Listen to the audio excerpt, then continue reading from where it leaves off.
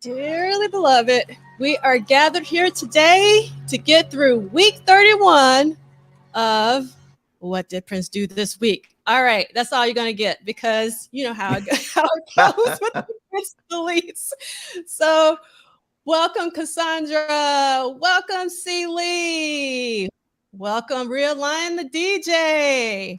Welcome, so many people today. Hello, Kiki.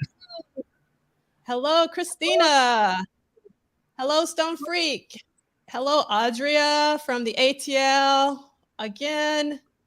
And we have a very special guest with us today. We have none other than Anil Dash. Welcome. Thank you so much for having me. I get the like the sung intro. I love it. That's like fanfare. Hello, Mr. D. Good morning. Good morning. How you doing? Good to see you.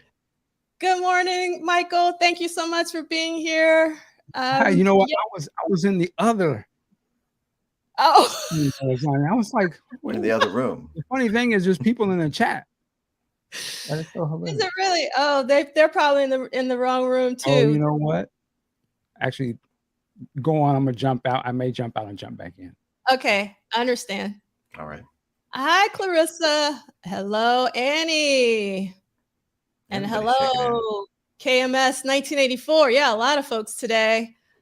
Hello, Man Ray. Let's break last week's 4.5-hour record. Let's go. I mean, when Michael says work it like a job, I'm not trying to go full 8 hours. I'm just, that was the early shift. Yes, and we got a welcome Anil from Audria. So, thank you so much. I'm glad to be here. Yeah, so we're going to get into it today. I'm a little frazzled because I just went crazy on the slide deck. And I have a little missing piece of equipment, so I don't understand what something happened. But we're going to get into it because this is a really special week. We're going to do our housekeeping with the quickness like we did last week.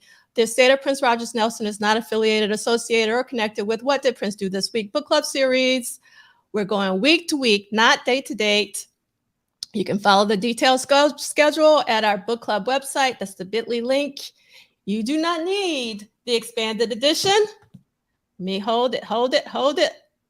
But there we go. But the schedule is based upon it. We're going to wait for Anil to hold up. All right. There we go. Let's do three. There we go. That's what we're reading because everybody, Anil. Dwayne get paid. That's what we want to see. Well, that we wanted to see Dwayne get paid, but also everybody's always asking, what are we reading? Yes, yeah. That's what we're reading. And these will be archived on YouTube channels, my YouTube channel, Polished Solid, Michael Ding's, I always do that. Michael Ding's YouTube, M. Dean. Mm-hmm. I don't know why I always do that. And yes, Dr. Claw, Anil is in the house. I'm super excited that Anil is here. Good morning, Deanna. Good morning, Heavenly Games. Got to say your name right because I love it so much. And today's surprise is not Susan Rogers. However, we have a surprise for next week. So we have a very, very, very special guest that you'll have to come to see who it is because we do this for the people who show up every week. And obviously, if you want to share anything with us, please use the WDPDTW hashtag. There was actually a lot of conversation about the Eric Leeds conversation. And I kind of had you guys, luckily you kind of added me. So I was in on some of the conversations. But if you don't mind, try to use the WDPDW. I can't say work. And thank you, Stone Freak, that you will be there. And hello, Sniper Gamer. I'm trying to go fast because, like I said, we don't want to break the 4.5 hour episode. So week 31, I just want to give a really quick overview, also for you, Anil, of what's happened last month, because now we're going into our new month of 1983, which is August. So July, he basically did a Baby I'm a Star rehearsal, according to Duane's. All this is according to Duane's book. And Michael knows my running byline with this. I don't believe this. Because yeah, it's just like, I think Prince did more than this, but obviously we don't have all the documentation. This is the what we know, not everything. Yes, this is what I like that. What did Prince do this week, aka what we know? Yeah, not comprehensive, because it's also, there's some ladies in there. It's not on the calendar, you know. He was a busy man. Yes, I'm listening to James Brown so much lately, Anil. And what popped up in my head was, I'm a greedy man. Yeah, I mean, I can see that being a song. Yeah, that's right. Yeah.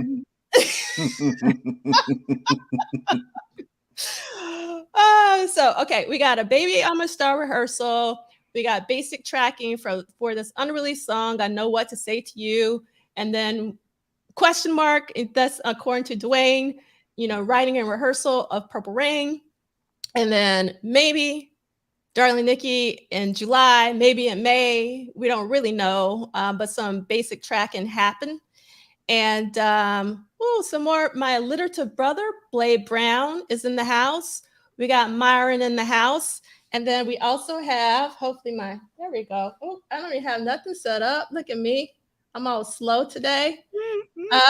It's happening. There's no time. Yeah, sexy. There we go. And we got Kim, because we can't get started without Kim. ATL is in full effect today. So thank you all for being here. So that's July. Am I late to understand that? Can you play that Love Sexy just one more time? Sure. Love Sexy. That's like some kind of church, like hallelujah, love sexy. I mean, that's what he was going for, right? What is probably what I just today, I was today's year old, what that just hit me like. But you know what, Michael, you just like school me, because I never really thought of it in that way, but it totally is. Yeah, hallelujah. That's so funny, because I always heard it as like a bookend with Hundalicilia, right? Like these are both these, like, this is the proclamation. But yeah. Anyway, we're getting off topic. Yeah, now we're just we get off topic all the time. So I know. I watch. For that. Wait, don't mind. Yeah. We'll get us started. So some of our so this is kind of like a Saturday salon. Obviously, it's a book club, but it's also a Saturday salon. But some folks are just here for the book club. Salon? Yeah, salon. Yeah. So like in the Harlem Renaissance, they used to have these salons where you would go over people's living rooms and just have conversations and listen to music. But you mean like hair salon? No. It's right in between. It's in between the Harlem Renaissance salons and a hair salon. We got both. Yeah, or barbershop. It could be also a barbershop. I'll take that. And so like I actually, like, while it's a book club, I'm thinking that we're hanging out in each other's living rooms. It's very informal. And we don't have to kind of like stay on topic. So that's the reason why we kind of go off, and I love it, but some people don't. And I apologize to you guys, but that's how I roll. All right. So we're going to transition into August of 1983, and something extraordinary happened this week in August of 1983, a historic performance on August 3rd, a Wednesday, just like all kind of like, middle of the week, just another day, but like this historic occasion is happening. And somebody went to this show after work. Imagine that. Yeah. Wow. That is crazy. But that's what happened. Because it was, it was just like a Wednesday in Minneapolis. And you have like this historic occasion happening. It's like mind blowing to think about. So on Wednesday, we have our historic First Avenue show. If you're new to all of this, this is like one of the dates of all dates, August 3rd, 1983. If you're a Prince fan, you know this date by heart. I know this more than my own birth date. It's like August 3rd, 1983 is really, really important. And then I do want to put this, Blade Brown says, hallelujah, in terms of, he says hallelujah almost in the same tone as Love Sexy on Dance for Me. And let's see, Sabil, I liked Anil's joke. Prince was a very busy man juggling music and the many, many ladies. And welcome the Adult Symphony Channel. All right, so if you come in after this, I'm not going to welcome you, but you know you are loved because we got a lot to talk about. All right, so on Thursday, the tracks were reviewed from the previous night's concert, and they were reviewed at his home at Cowwood Trail Home. And as we all should know, this is actually what Prince always did. He did a show, he would review the show, but this time it was a very special show, and that, you know, he was like thinking about what songs he would take, you know, to overdub for his phenomenal Purple Rain album. And then on Saturday, we had no music recorded at the warehouse. And I think David Leonard might have been there by himself, but Duane talks about it in the book, and we're going to talk about it too. All right. So I'm going to go through this really quickly. So we got one live show, one studio visit this week. And because I realized I hadn't been doing that because I'm all distracted. So again, First Avenue, Minneapolis, capacity was 1,558 folks, and it was sold out on a Wednesday back in 1983. Before Purple Rain came. Before Purple Rain. Thank you, Michael. Say that again. Before Purple Rain came out. Yeah, that's right. Sold out. And the engineers, you know, in the truck were David Z and David Leonard. All right. So these were the songs.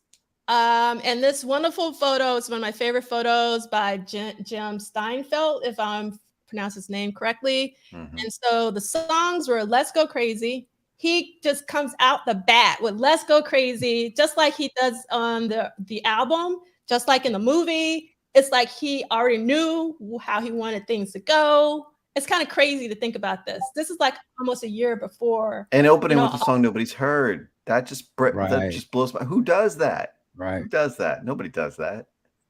Yes, Kim. And unfortunately, I really wanted one of my friends to come on today, but they couldn't. And they were at that show because they lived in Minneapolis. Wow. So I can't imagine what that must have been like. Yeah.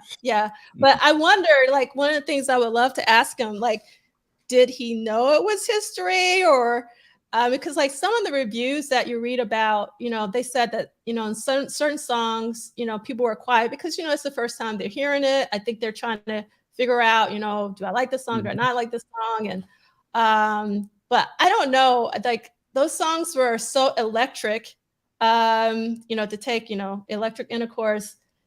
I can't imagine that you wouldn't have been moved, even though that might have been your first time, you know, listening to songs. I think, you know, I was watching this right before we went live. I was looking at it. I think the fact that you don't know the music, but what you do know and you can feel is his performance, like his whole presentation and his confidence. It is so engaging just listening to him sing Electric Intercourse. If you don't know that song, no one did at the time, but the way he performed it, it was amazing. Like you could not help but respond to the way he was singing and this voice and the emotion of it was, it just seemed like it was so overpowering, which I can imagine it would make you like, I don't know what I just heard, but whatever that was amazing. Like, I think it's also hear it again. I think you'd be like, God, the song is actually good, but the performance overpowers it almost. Yeah, nowadays in the days of social media, we assume we're going to know the set list, we're going to know all the songs. If we don't know the song, we know where it was. You know, I saw like as a tangent, but I saw somebody talking about like Taylor Swift played a new song in the set list. And I guess that's exciting to them because she didn't do that. And, you know, for us, I was like, man, in 1983, you weren't going to know some of the songs because you might not have every record. You might not have known every B-side was out there.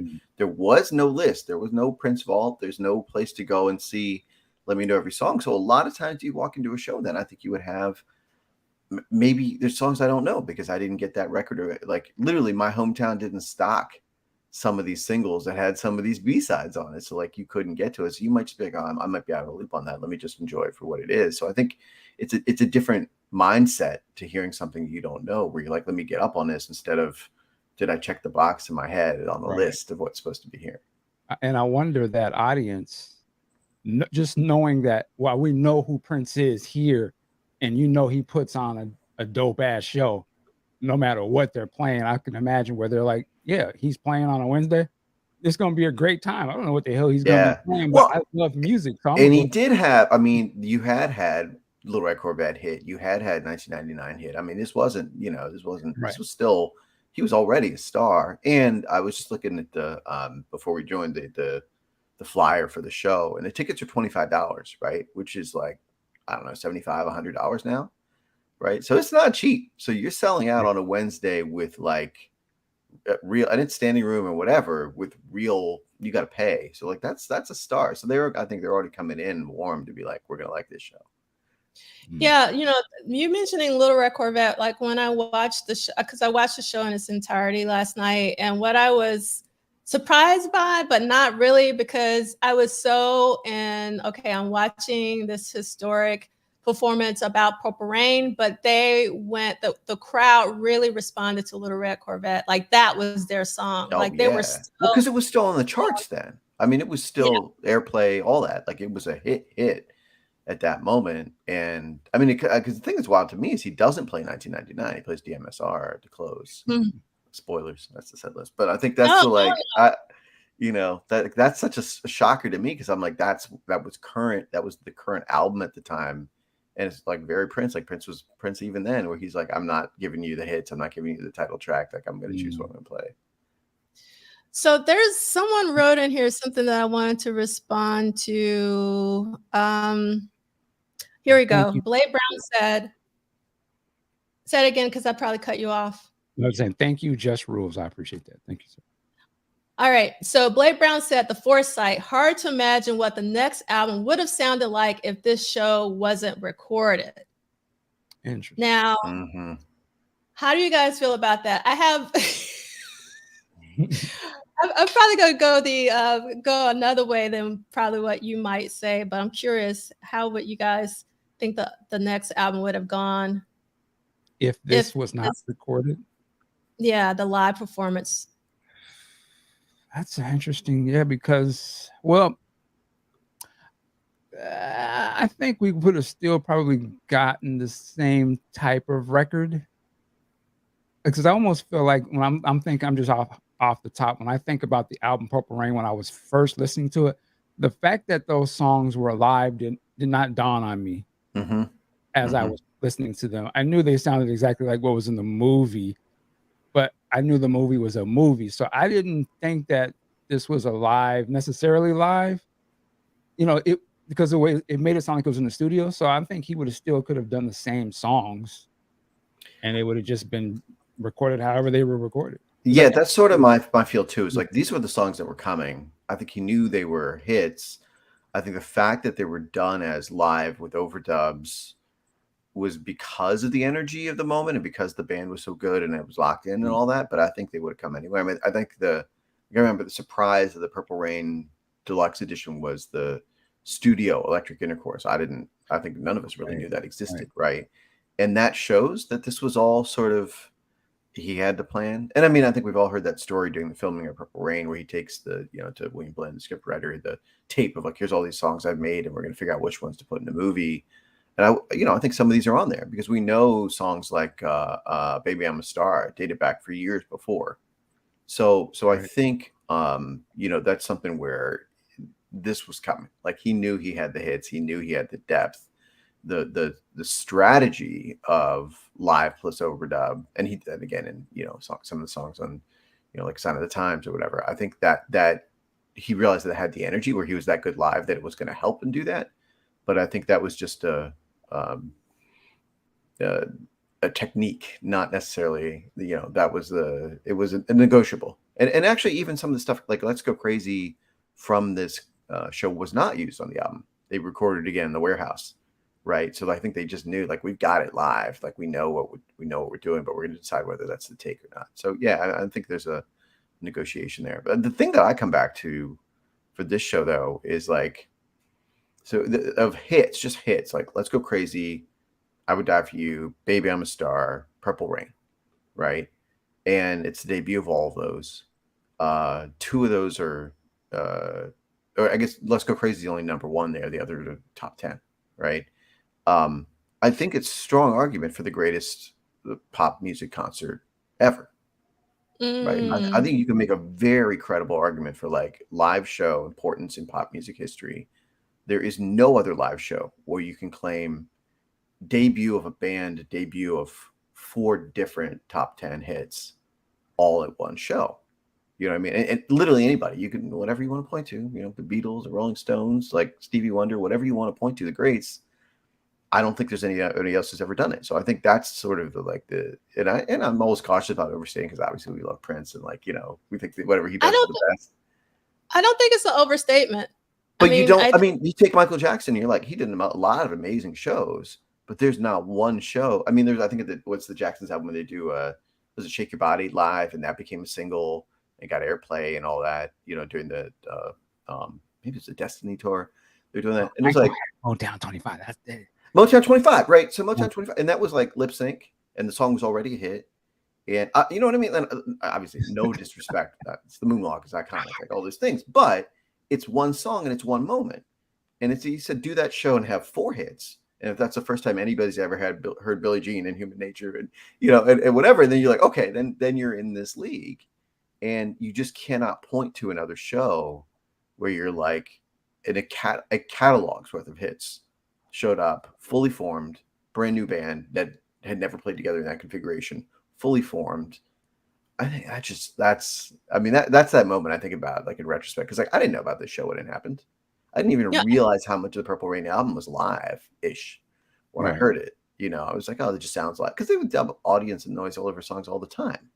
You know, you have probably Prince would do that, but I think of like Gotta Give It Up. You know, like Marvin's got this like, hey, it's a party, and it's like, there's no party. You know what I mean? Like that's all added. And so to know that was like a real crowd and that real energy, finding that out later, and you'd be like, man, there's no parallel to this.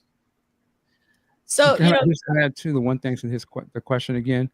I think no matter if that show is recorded or not, you would have still gotten the biggest song off of that album, which was When Doves Cry. Yep. Would have still been the first single. And it's still When Doves Cry was studio. The whole thing. So Let's Go Crazy was at the Warehouse. I mean, the most notorious song is Darling Nikki. That's all him in the studio. So, you know, there's a lot of this that is also an incredible studio record, because I think of like 1999 is probably like his best, like most studio records, like, you know, him locked in there, and there's still a lot of that energy on the record too.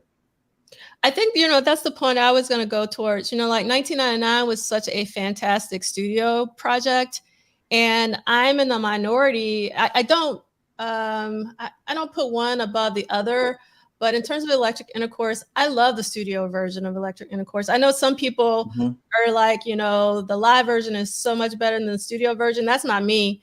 I sort of see them as neck and neck, you know, and obviously Prince studio versus Prince live are 2 totally different things. He's like 2 different artists. Yeah, I say like he's like 2, and like what I love about studio Prince is that he's more experimental, at least during this period. So I think that if Purple Rain would have been a totally studio record, it would have had a different feel. And this kind of goes like watching this performance last night, and Seeley kind of commented on this, was like, it was really a bridge, because, you know, when he comes back out during DMSR in his, you know, leg warmers and bikini, yes, that's Dirty Mind, but that's also controversy, because he was still bikini and leg warming during the controversy phase. And for me, this was like a transition show. Like he was still holding on to that. And I love that he held on to some of the controversy Rude Boy elements, because this show was really raw. And another thing that I loved about the show, compared to the Purple Rain tour, was that Bobby Z was on acoustic drums and not those electronic drums. And it made a huge difference. But like even because they hadn't figured all that stuff out yet either. I mean, they didn't have the money to go and figure out how we're going to do electronic drums. yes, but I wish they kind of hadn't figured that out, because that's one thing I don't like about watching like the Purple Rain tour now. I mean, obviously I didn't know what was going on in real time when I went to go see that show. All I knew was that Prince was live and I got tickets and I'm happy. But, you know, like after listening to a lot of live shows, you know, I never like pulling out Purple Rain, except for, I've said this before, Irresistible Bee and Possess particularly is like when I want to watch, but it's primarily because of the electronic drums. And another thing is like, I actually wish he would have kept Let's Go Crazy from the First Avenue show. It's rawer, if I can say that right.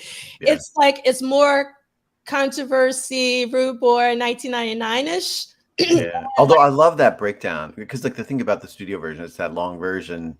Yeah. And man, that was, again, like that was one of the first 12 inches I ever had. And you're just like, and it was, now in retrospect, it sounds a lot like Vanity 6, right? They really like that breakdown.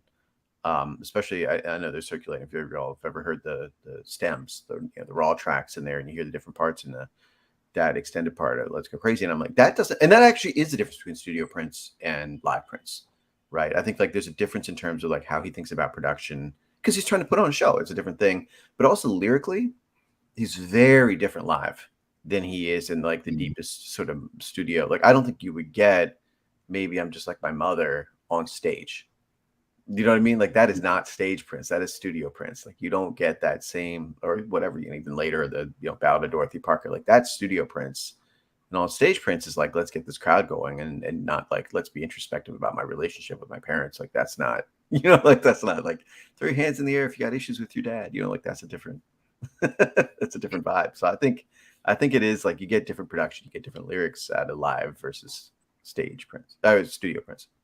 So I want to answer this question from Realign the DJ. So actually this was performance, coincidentally, you wouldn't think this, is actually before the James Brown concert. That actually happens on August 20th, or I might have the date wrong, but it's late August. And what is interesting— It is August 20th, yeah. Yeah. What's really interesting about these two performances is that Michael has already talked about Prince's confidence during this August 3rd show.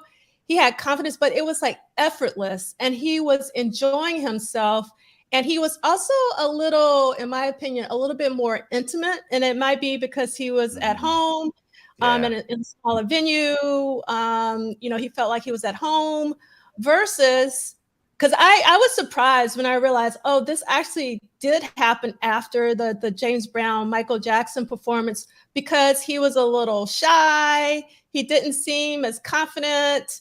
It's the only time we've ever seen him shook on stage. Yeah.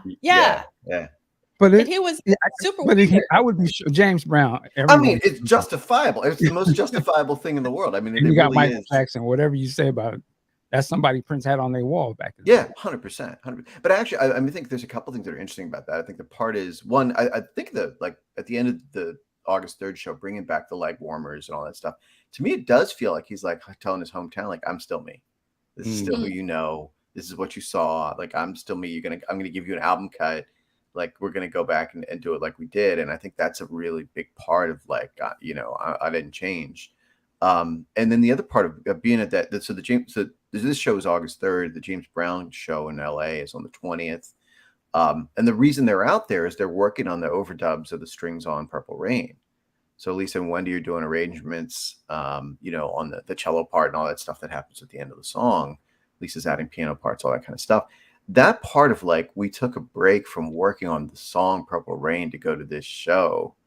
And then, it's like winning a game show. Like they tap you on the shoulder and Michael said he wants you to come up. You know what I mean? Like that's like, nobody has that. Well, and also in Michael Jackson's entire career, who did he ever say, you got to bring him up? Right? In Michael Jackson's career, I cannot think of someone where he's like, this person is in the crowd and you got to bring him up. So like I could be wrong, but I know Michael's career pretty well. And there isn't another moment like that. So like there is something just really, really unique. And for Michael to know that while, 1999 is on the radio or whatever, but Purple Rain hasn't happened. and Michael is watching while, of course, thinking like, let me make the biggest records ever been made. And he's like, you got to bring him up here. Like that cosign, I think you can't underestimate that. Like that's just such a, because we always think of, at least me, I always think of it in terms of Prince. Like this is Prince going up there, and let's see how he reacts, and the the weird stuff with Chick taking him to the stage, all that stuff. But I think there's such a shift with like Michael being like, that's not just James Brown anointing, because James would bring people up. I mean, he was sort of, because he was the Godfather, right? He could just let me give you a shot and let me do the thing, and he made a lot of stars and whatever. But Michael didn't have proteges. Michael didn't have, let me put out 10 records under your name, under Bobby Bird's name, under Len Collins' name. He didn't do that. So it's a very, very different thing, I think. Yeah, Thank God there was no social media back then. Oh, my Lord. Viralist video. Yeah, and stands picking teams. And yeah. I mean, we had stands picking teams before there was social media with these two, but. That would be the meme that like posted. Yeah. Oh, man. We can get for that. So Celia saying, it's Prince being thrust into something that he didn't and couldn't control. He hated not being in control, and it showed. Yeah. Combine that with trying to impress Brown and outdo Jackson is disaster. We're going to talk more about this in a couple more weeks, but I will say, because I actually watched that again last night after watching the First Avenue show. And one of the things that was heartbreaking to me is like during that performance when Prince does his mic theatrics, gymnastics, James Brown wasn't watching. Yeah. And he missed it. I really do think, because he kept kind of looking back towards him, I really think he wanted James Brown to see that. Yeah, he did. He 100%. You can see it. He's the kid that would have been practicing in front of the mirror, said, I want to show James that I'd watched what he did. And because Michael had gotten to do that. And I think that's a big part of it. But I also think there's a straight line. This is a divergence, but I think there's a straight line from this to 2 years later why he doesn't do We Are the World. Right. It's like, I don't control this. It's Michael's show. I'm not going to win here. Let me do what I do in my way. I'm not risking this, and I think that's a big factor. James is just back there. Michael, how you doing? Well, and I mean, in fairness, Michael was the biggest star that ever existed in the history of the world at that moment, right? Like everybody in the world's eyes were on Michael at that moment. So yeah. Danny says Michael had Rockwell. That's not right. Hilarious. That's not right. But thinking about this James Brown performance, one thing that I think there are two performances that were critical in Prince's career that made him level up as a performer, not as a musician. This was one of them. The other one was opening for Rolling Stones and, being, have everything thrown at him. I think he was like, I'm going to become one of the best performers ever. And then I think with this show, he really, because like, if you look at now, if you watch the First Avenue show, he's still doing Mick Jagger moves. And I thought he had let go of that, in the 1999 tour. We were seeing a lot of that, finger waving in the Dirty Mind tour. Mick Light. Yeah. Mick Light. And he actually brought Mick Light back for the First Avenue show. But I think after the August 20th episode, he was like, I need to, I got to do me. Game. Yeah. I got to up the game. Yeah. I think that show was really critical. There's so much growth in this moment, though. I mean, that's the thing you see is this he's back kind of like practicing. Like he's back in the shop. Like, I'm going to figure this out. The other thing, too, is like thinking about this being the first Revolution show. And I mean, obviously a lot of them had played together before, but they hadn't played in a minute either. They'd had like a little warm-up show 6 months before, something like that, maybe March or something after the prior show. So 5 months before, and I mean, they're playing in the warehouse and all that kind of stuff, but like, this is your debut show? Like, that is just wild. There's bands that don't get that locked in after 10 years on the road together. And he's calling out the changes and he's doing the whole thing. And like, there's not even Purple Rain, like, the songs are overdubbed, but it's not because there's some mistake. It's not because somebody missed a cue. Like I think like we take for granted that he would rehearse everybody that hard, but like that is just unreal. One quick thing, I see somebody said the Michael Jackson, it was a setup. The great thing though about this, and I was bringing up that viral video thing, but I'm thinking about what would have happened with Prince. It's a great thing that there wasn't that we never saw that video until decades later. Yeah, 15 years later, something like that. And I think that's one thing that Prince and people of that era, they were making mistakes. They was getting booed off stage, Yeah. but we never saw it. So it only affected him personally and maybe the few people that were there, but it didn't have to linger on with them. He could move past it, go back and get better, and not have to be remembered. It was not part of his brand. Yeah, it was, and we never saw it. It was not. So there's a lot of things that we never got to see of Prince, and I think was great. So it didn't get in the way of his artistry, and he could move on. Because if we would have saw that stuff, we would have kept talking about it over and over. And that was true until the We Are the World stuff, which was, I mean, I think it was unfair and bullshit, but like I think there was a real. That was his social media moment because they picked it up and they made the SNL skits and they put it in Rolling Stone and they did all those things. And I think that hit him really hard because he'd never been on that side of like, we're going to gossip about you and twist it, take it out of context and do all that stuff. But I mean, I think like in terms of like Michael Jackson setting up, like, I just don't buy it because like he wouldn't have called him on stage.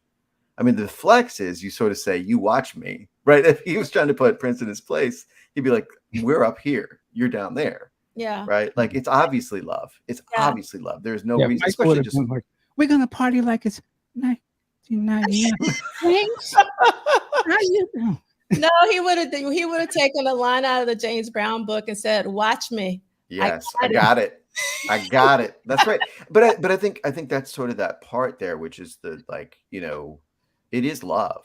I that's one of those things is to get that cosign at that stage when you haven't been what you're going to become as a superstar by those two. I don't think Prince ever took it that way, but I think that is that moment where like before you even had the biggest album of your career, the best to ever do it said you are worthy to be on the stage with us. And he never saw it that way. It's clear he never saw it that way. You know, I think any other artist of that caliber, well, not there aren't any, but like anybody else in that moment would have been like, yeah, you know what? I could have done better, but I was so glad to be there.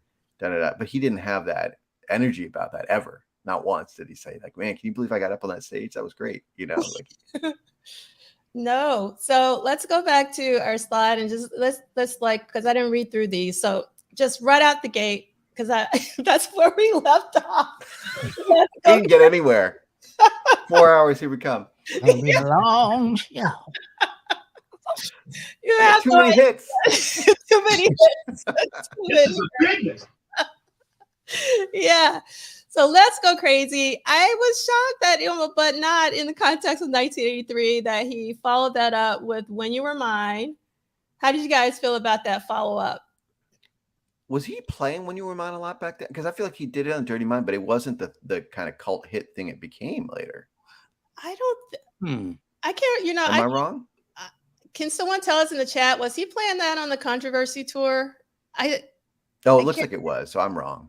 I didn't know because I feel like that got cemented with like when it was included on like the hits, where it was like, yeah, this was never a single, but this is a sort of a fan hit. I always felt like, and I wasn't even into Prince at the time, but just reading back on it, it always seemed to me like that song was always like a special song. Like it just stands out on the album, and it's like, you always got to do that live. It feels like the first time that he really nailed how to make a pop hook in that way, for sure. So yeah, I mean that's the job it's doing, I guess.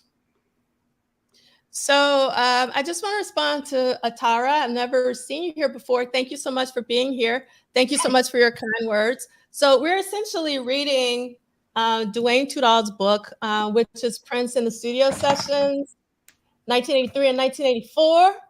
There we go. And we're actually going week by week in 1983. So this book covers 83 and 84. So we're going to be reading this book over 2 years. Yes, I said it, 2 years. And then after these 2 years, we're going to follow up and we're going to read if we're still alive. Let me be alive. Yes, which is 85 and 86. So that's what we're doing.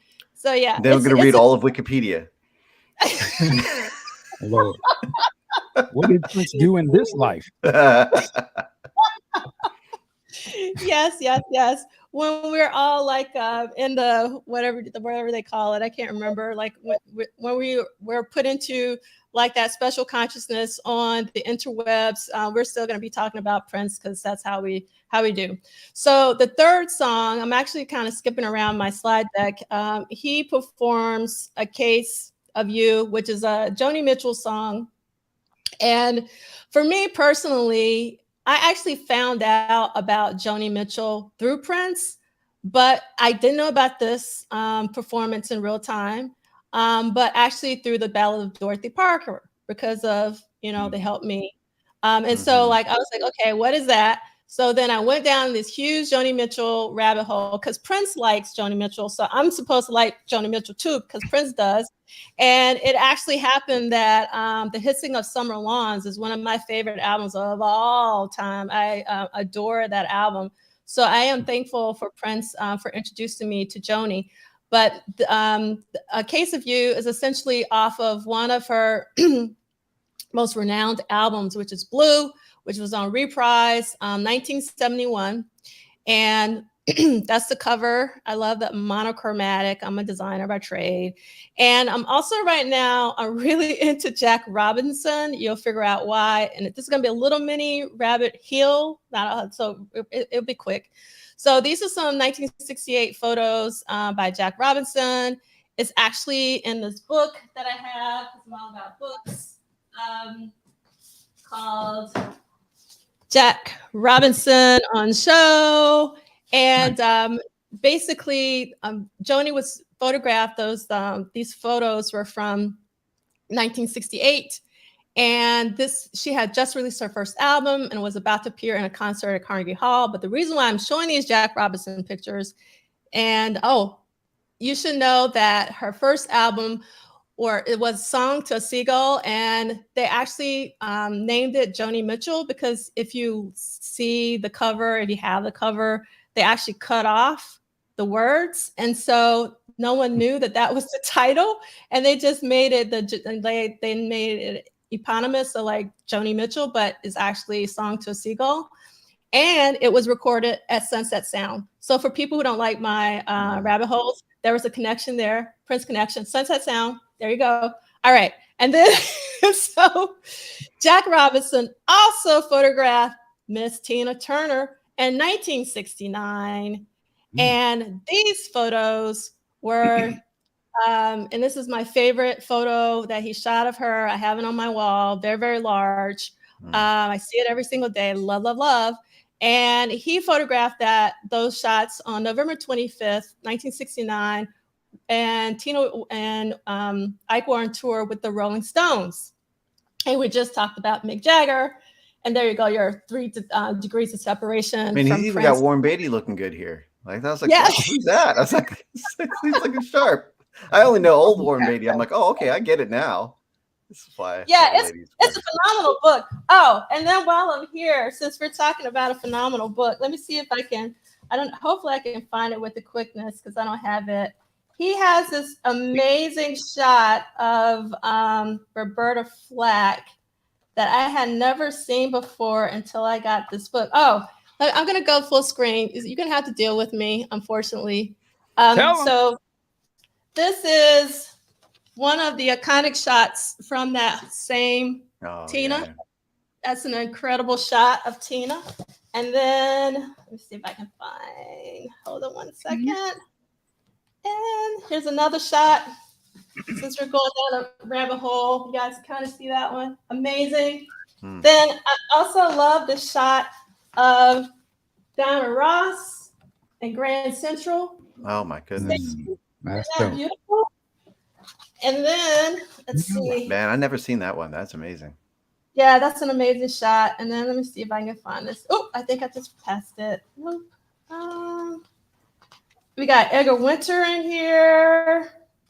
Let's see. So many folks. I'd like to be able to find. Oh, here we go. This is what I'm looking for. This shot is amazing. Let me move this out the way. Gotta see it. And that is Roberta Flack. I love that. Yeah, so Jack Robinson is one of my favorite photographers of all time, and I just had to take that little mini break to give him some love. All right, so Prince Vault, which we love, obviously talks about A Case of You. And one of the things that piqued my interest when, putting together a slideshow, Prince Vault says, because of the performance of A Case of You, possibly Prince may have recorded another studio version at an earlier date. Even though, you know, he would eventually record, you know, some versions for the One Night Alone. And obviously you have the piano and microphone, you know, 1983 piano. So I'm wondering, like, I wonder, did he record a studio version during 1983? It's highly possible. And I would want to know if that's in the vault, just because, you know, he performed it at the First Avenue show. He has it on the rehearsal tape. It's totally possible. So then, in terms of A Case of You, again, we have it on 1996 on One Night Alone. Again, the 1983 Prince and microphone. And then it's also the version on One Night Alone. It's also on this tribute to Joni Mitchell, which was released on 2007. It's like trimmed a little bit on the 2007. So to get the full one, you have to listen to the 1996 one. So let me go One back. Night Alone is 2000, though. I think you're thinking of there's another record in 96, but yeah. Yeah, I think I probably just messed up my dates because I'm constantly this because I'm always there's a lot. Yeah. So sorry, I'm being fussy. No, I want to be fussy. And then obviously he performed it on the first show of the last show in Atlanta. Yeah. On April 14th. It feels like it was with him at all. Like there's that Case of You and Shock It Sweet Thing feel like the two songs that he just kept revisiting at each of the milestone moments.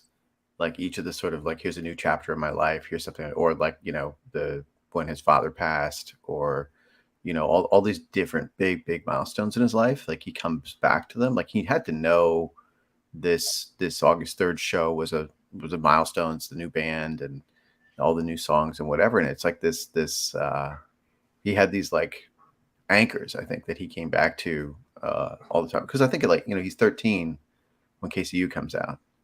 I'm like, what was going on in his life when he first hears Joni Mitchell Blue? And he's like, yeah, this is it, you know, and then he brings that back. Like I said, his father passes, or like, this is the new me, a new band and a new look and all that. Or, you know, even obviously with the live album, you know, and doing the One Night Alone stuff, I think that was like he was realizing he was at a different stage there too. Like I think there are all these sort of like inflection points. For me, it's always like the first time I ever saw him live was at Paisley, and he opened with the KCU on an acoustic guitar, you know, and I'm 5 feet away. Yeah. And it was like, and it had been they had all kinds of like equipment problems or whatever. And he was really clearly annoyed, like very like visibly frustrated.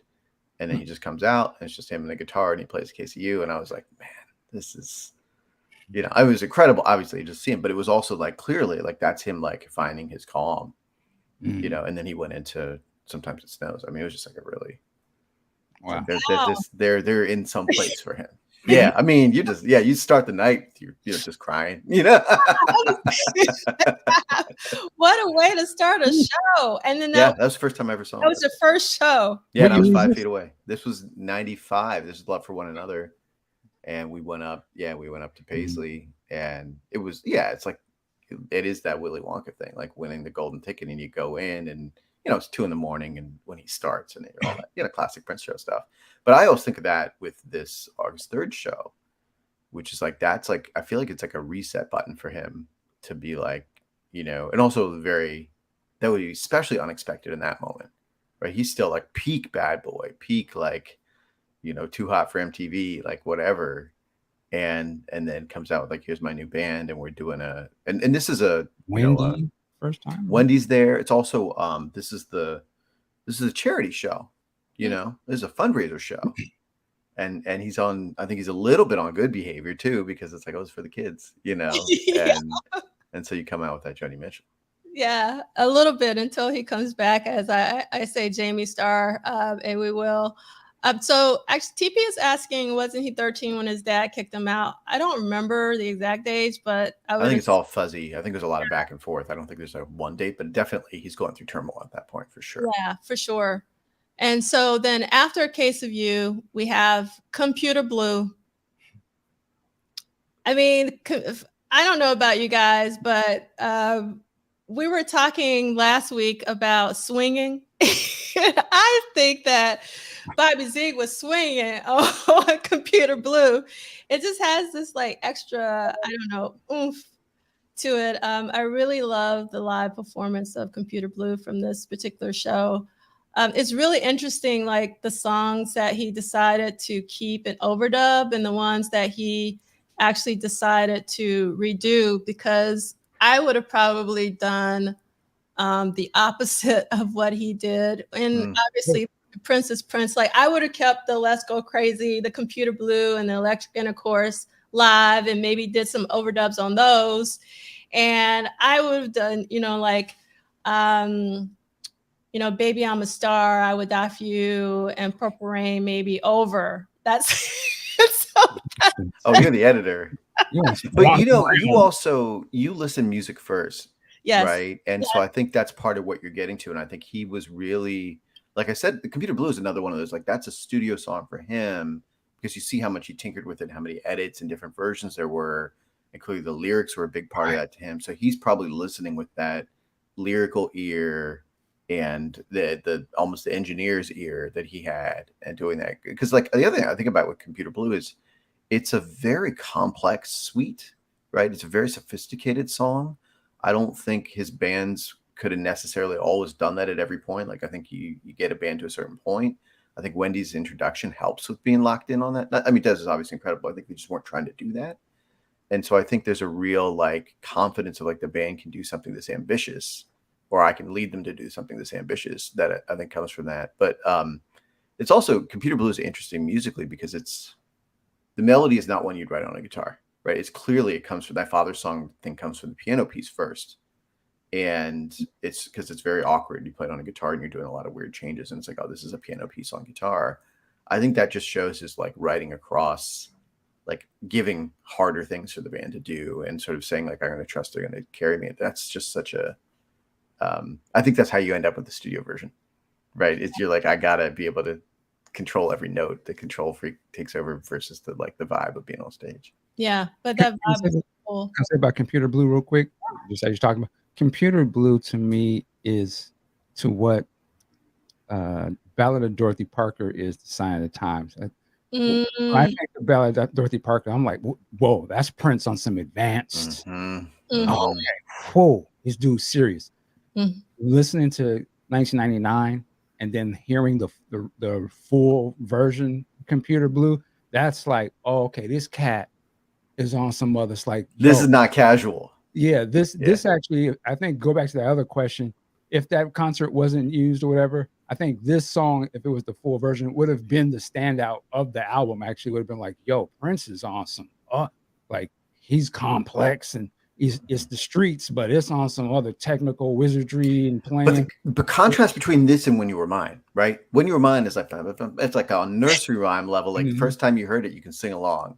And Computer Blue, I literally have no idea what's going to be happening in 10 seconds of this song. Like it could be anything. It could be any instrument. It could be any structure. And like when y'all were talking to Eric Leeds last week, and he's talking about the like, does Prince have the fluency in these, jazz complexity? And like, I think, it's well observed and he knows better than anybody about that. But this shows like, okay, you can say Prince had a pop vocabulary that he worked from, or he had a traditional blues vocabulary that he worked from.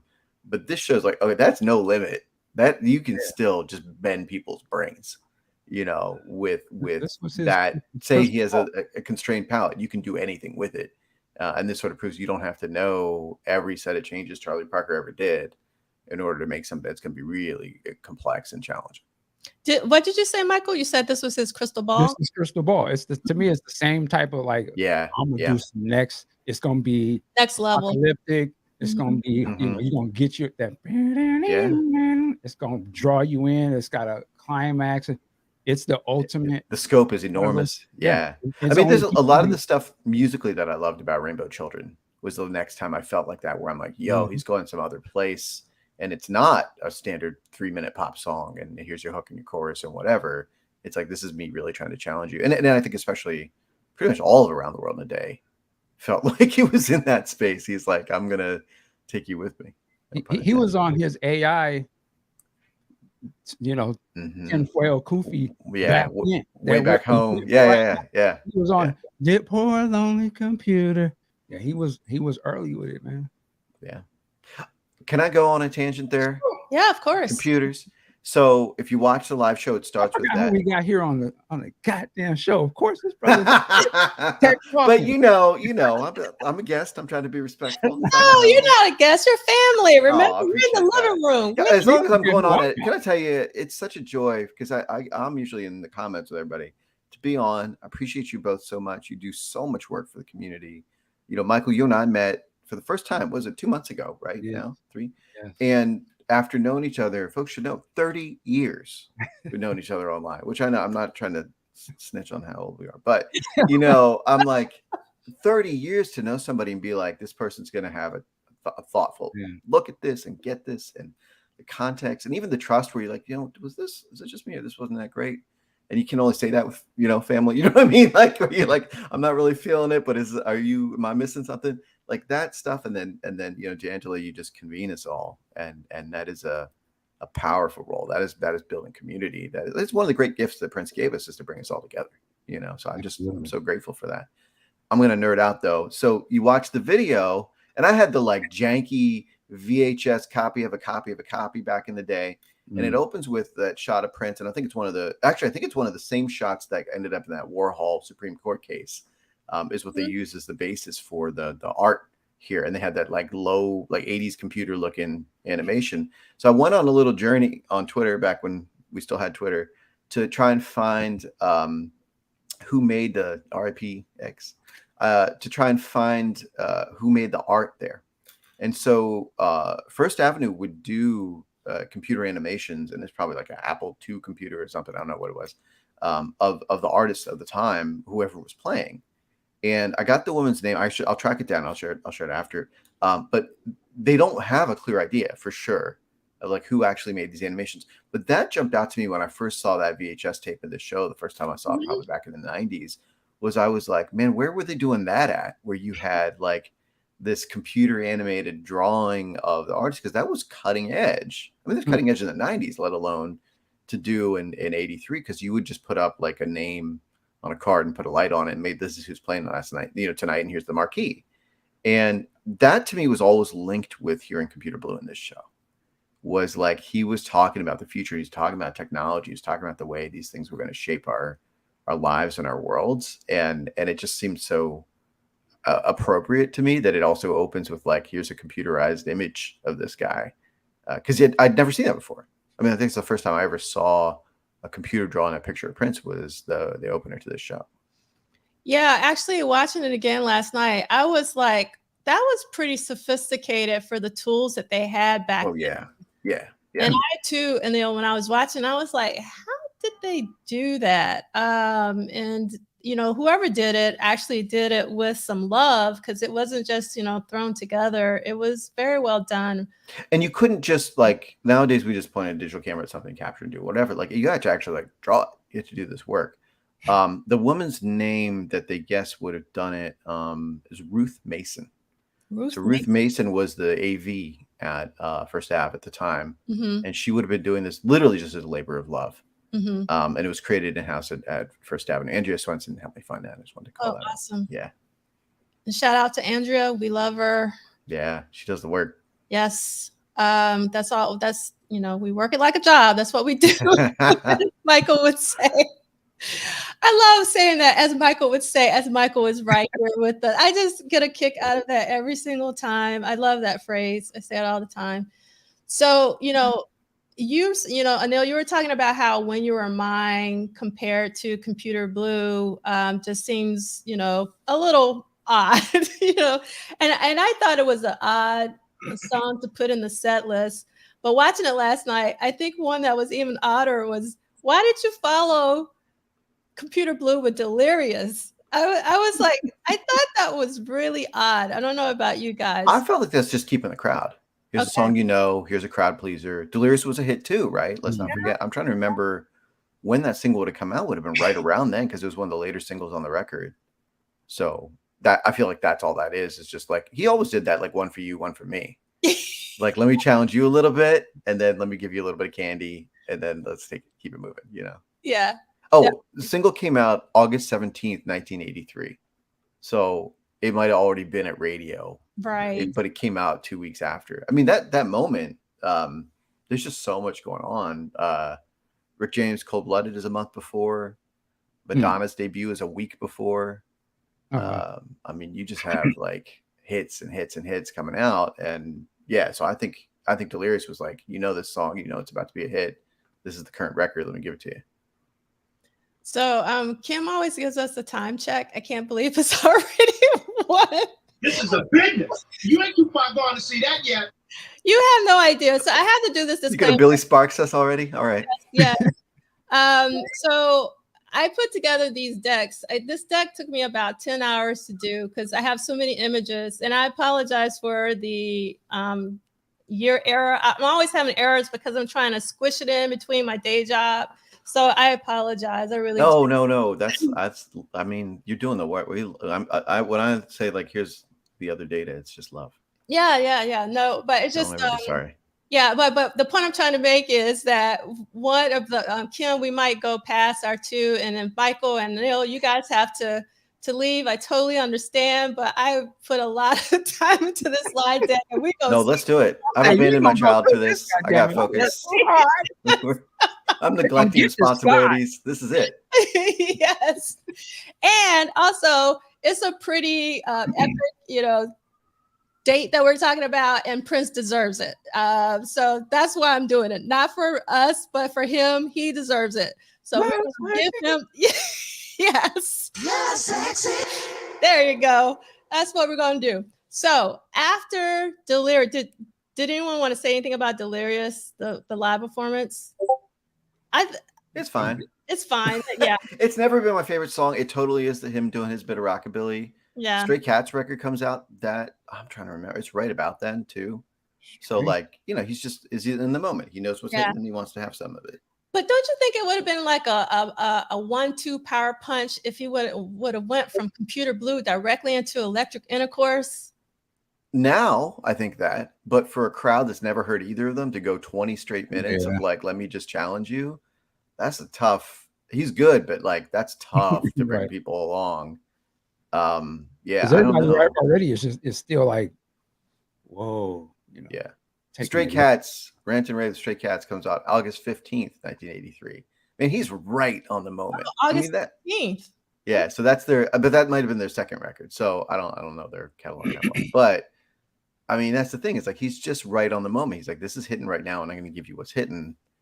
And kind of bring it back and forth. Like this is definitely also like after show vibes. Like he's not like, let me build an arc through the set list like he does on a main stage show. He's like, let me play what I'm feeling right now. Yeah, I think that's another reason why this show is so powerful, because it does feel more like an after show, like what we're used to. So we're going to move on to one of the, I don't know, I say it's the scream of all screams. Electric Intercourse, when he hits that scream, I mean, it is a powerful. If you don't feel that, you're dead. That's all I got to say. What it says about that song is it takes beautiful ones to displace it, which is as strong as it gets. You know what I mean? Like you can't. You got to really come with it if you're going to be like, that's not making the album. And I love beautiful ones too, but I mean, I think Electric Intercourse had the benefit of being like that. It was hard to find, and it was on bootlegs, and it was obscure. And you felt like you won something when you found it. Yeah, so just real quick, Michael, I think, this is me, and obviously I don't know what I'm talking about, but I think he might have taken Electric Intercourse out because Vanity was no longer in the movie. And I feel, because I think Purple Rain would have been a different film with Vanity in it, and I think it would have been, we talked about this, darker. Not because, Vanity's dark or anything. It's just that the vibe that they had, thinking of that Rolling Stone cover, again, like that Danger, her hand down, his pants and all that kind of stuff.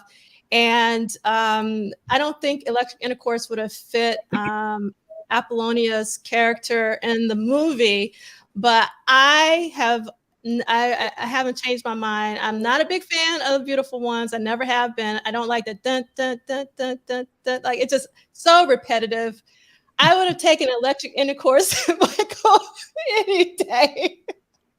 I can't. So I'm not. Like, how did this? I'm leaving to the commenters. I can't go there with you. By the Beautiful I'm not Ones. touching that. Well, I would go ahead, brother. Let you finish. I'm just gonna say that I feel in the depths of my soul, Electric Intercourse. I feel like the Beautiful Ones is more pretty. I really don't believe him, but I believe him on Electric Intercourse. So that's You don't believe Do You Want Him or Do You Want Me? Because I want no, to. You don't believe that? no. All right. I think Cool. it's a game. All right. I think he's just trying to. That's me. But you know, I don't like Arms of Orion either. So people already know that. So you guys should not be surprised. I mean, I'm the last Arms of Orion advocate for that. Nobody's going to bat for Arms of Orion. Nobody's playing that at their wedding. No, I don't think. But I'm sure. I mean, I even like that song, and I know people hate that song. It's all right. All right. So, what is your take on Electric Intercourse, Michael? I cut you off, and I apologize. No, you're good. I was just gonna say, well, listen to the way you broke it down. I think, yeah, I don't necessarily disagree with you, but I think in terms of the Beautiful Ones, the performance of it in the movie for me was the most striking thing when you see him do the that was such a whoa. And I think even just hearing it without performance, but to actually see it is it's the best acting he does in the movie. You could argue that. And I think that is the clincher. The same way, though, if you're going to use Electric Intercourse, that live version, when he starts to do his thing, that's the clincher performance of that song. Like, and unless they're going to have him literally do that in the movie, you don't use that song, because to me, the studio version of that song does not compare to Beautiful Ones in terms of the performance of it. If you'd have did the studio version in the movie, I don't think that would have worked at all of Electric Intercourse. So if you're not going to use the live version, then yeah, you can't use that. This other performance is going to be a standout of the movie, whether you like the song or not. Like that's and every time he does that performance through his career, we think back to the movie. It's like, oh, that was such a moment. It also doesn't fit the narrative, right? Because you can't be like Technicolor climax. Like it's like that's not what we're doing right now in the movie. Yeah. And well, also not the version of the movie we ended up. Yeah, that's right. That's the first draft. But also, I mean, I just checked. So this is wild. Vanity quits for good 2 weeks before this show, mid-July. Can you imagine? Wow. Like it is peak drama time around like the Purple Clubhouse at this moment, right? You're like, we got a movie in progress. We don't know who the lead actress is going to be. Prince is going through it, and we're about to do a show. That's wild. Did I misread? Was she at the show though? She was at the show. Yeah. Yeah, she was at the show, and I don't think she wasn't invited, right? But she had I don't know if she was or not. She was somebody's guest. I mean, she wouldn't have needed to. She could have just walked in. But I think the like she quit the movie 2 weeks before this. Like I'm out. Like that's just unbelievable. And then Beautiful Ones doesn't get written until the next month, until September of '83. So that's just such a like, man, that's wild. Because I look at that calendar now, like you were like, what's happening this week? This is what we know. Now I'm like, oh, he's like drinking away his sorrows or whatever he does. Like you're like, you go through a breakup like that, you're not like, let me get back to work. Well, this is Prince. I don't know. I mean, I feel like now with retrospect, water warming up. Yeah, right. I mean, yeah, but I think with retrospect now, we know this one stuck with him. Right. When he called Denise by her name in 2016, he never did anything like that. So like this is a moment in his life that stays with him to the end of his life. Like we know it because he said it. She loved me for the artist I was, and I loved her for the artist she was trying to be. And he's talking about this week. Yeah. And so that's heavy. One thing, it is very heavy. And one thing I want to point out, Anil, and one thing that I always point out is that lets you know that Vanity was a very strong woman who knew what she wanted, and she got out because she wanted more for herself. And she was very successful on her own. Mm-hmm. I mean, so Last Dragon. Yeah. Last Dragon. You got it. Jackson. Yeah. Yes. 52 pickup. I mean, the thing is also like, obviously I love the Vanity records. I appreciate what she did and what she had been, but also, at that time, it's not like she was this incredibly strong singer-songwriter, right? So like Of it's a course hard not. thing for her to go do. So she had to recognize like, what is she going to be? Like she would have been subordinate to Prince going forward. Like she would be at the whims of him being able to do this stuff. She wasn't going to be like, let me go and pick up a guitar. And so I think her going into acting, all that stuff is just also a reasonable understanding of like, where am I going to be strong and do this? But that's I mean, that's a lot to put into Electric Intercourse. I discovered the song really late because I didn't get the bootlegs until whatever it was in the 90s when we all started trading tapes of this stuff. And so heard that scratchy version. And that was always the like, was he say "Shut up, Wendy" on the practice on the rehearsal one? He says something. He calls something out to Wendy, or "Wake up, Wendy." Maybe that's what he says. It's some, it's some line, but he calls it. And I mean, again, I'm like, she's 19, she's new in the band. They're playing the song, and he's giving her notes during rehearsal, but it's part of the song to me. So like, it's going between the like, here I am seducing you, and by the way, let me teach my band how to play the song. Like these things are linked because that's always what I heard. You know, I never heard it as itself. Yeah. So after Electric Intercourse, we have AUT-O-Matic, which was a phenomenal performance. Mm-hmm. And I have. This is always one of those sleeper hits too. I feel like this is always an underappreciated song. Like it goes, it's so hard. It's so it was never a single and never anything, and it's just such a good track. Yeah. So when I was watching this yesterday, I'm trying to pull it up. I listened to. Let's see, why can I never find anything when I want it? When he's on the floor, he says some interesting stuff. And I was trying to figure out what exactly is he saying. Do you guys know what I'm talking about? So, hold on. Why can't I find anything? Prince on the floor saying something interesting. Yeah, sound about right. Yeah. Hold on. Why can I not find my notes today? Hold on. Here we go. Ladies and gentlemen.